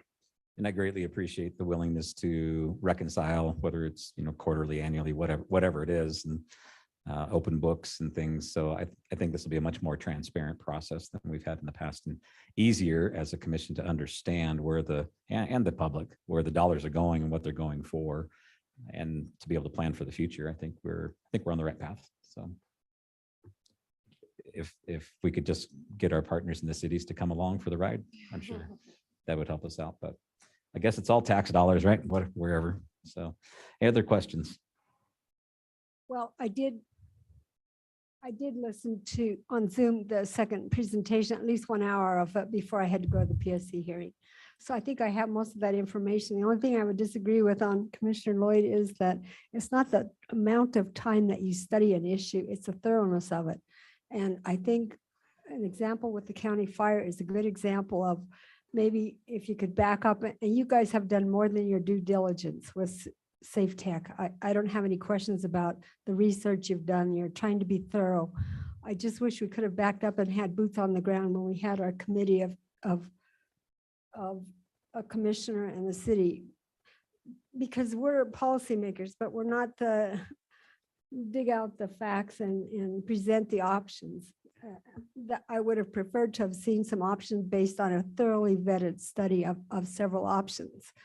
But we're getting to a point now, we can't just keep kicking it down the road. We've got to make a decision. And I honestly feel like you guys have done due diligence as far as providing us with the information. And I've kind of challenged the ambulance board to kind of step up and give us a little guidance, but that has not been their charge. They were only charged to oversee Sweetwater medics, so they've been hesitant to even offer any opinions. So here we are. It's time to move somewhere, some way.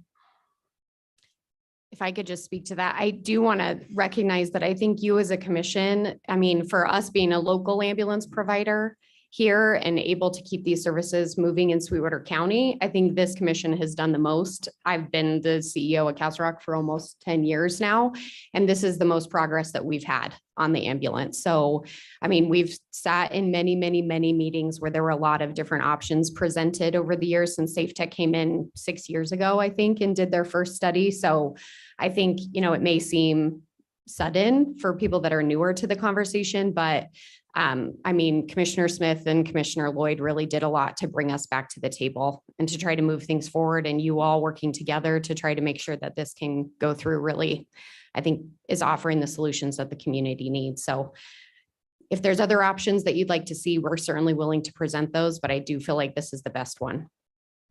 Well, Mr. Chairman, I would just like to challenge our cities to step up to the plate and offer to help instead of objecting to everything we're doing and proposing that they might do their own ambulance service. If they wish to do their own ambulance service in Rock Springs, cough up the money and let us free.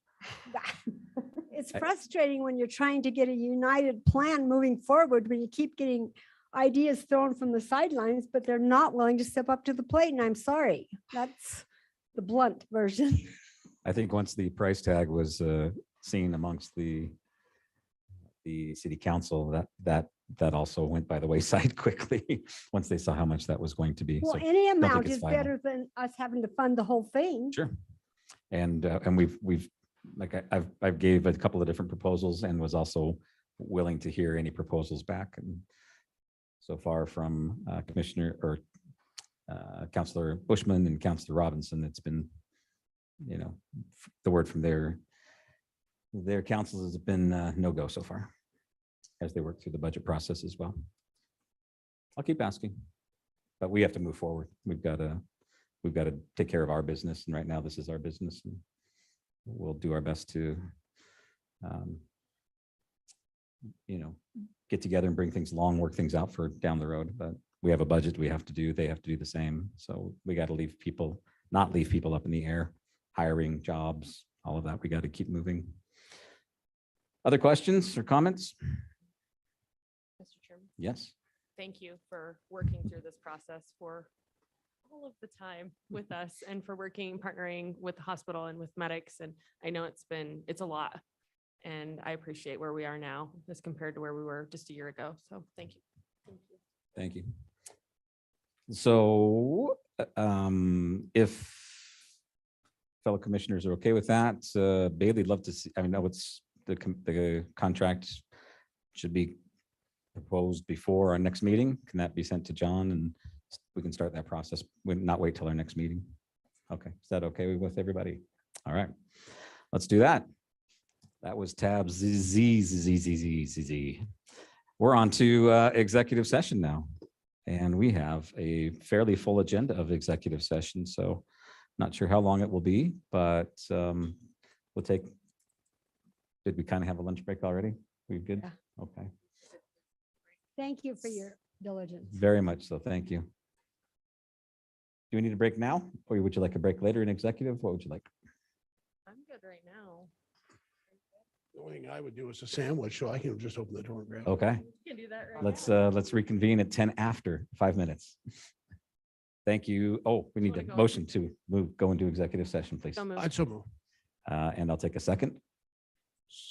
Second. We have a motion and a second discussion. All those in favor say aye. Aye. Aye. Any opposed? Thank you. We'll be back in executive session at 10 minutes after, Cindy Lane.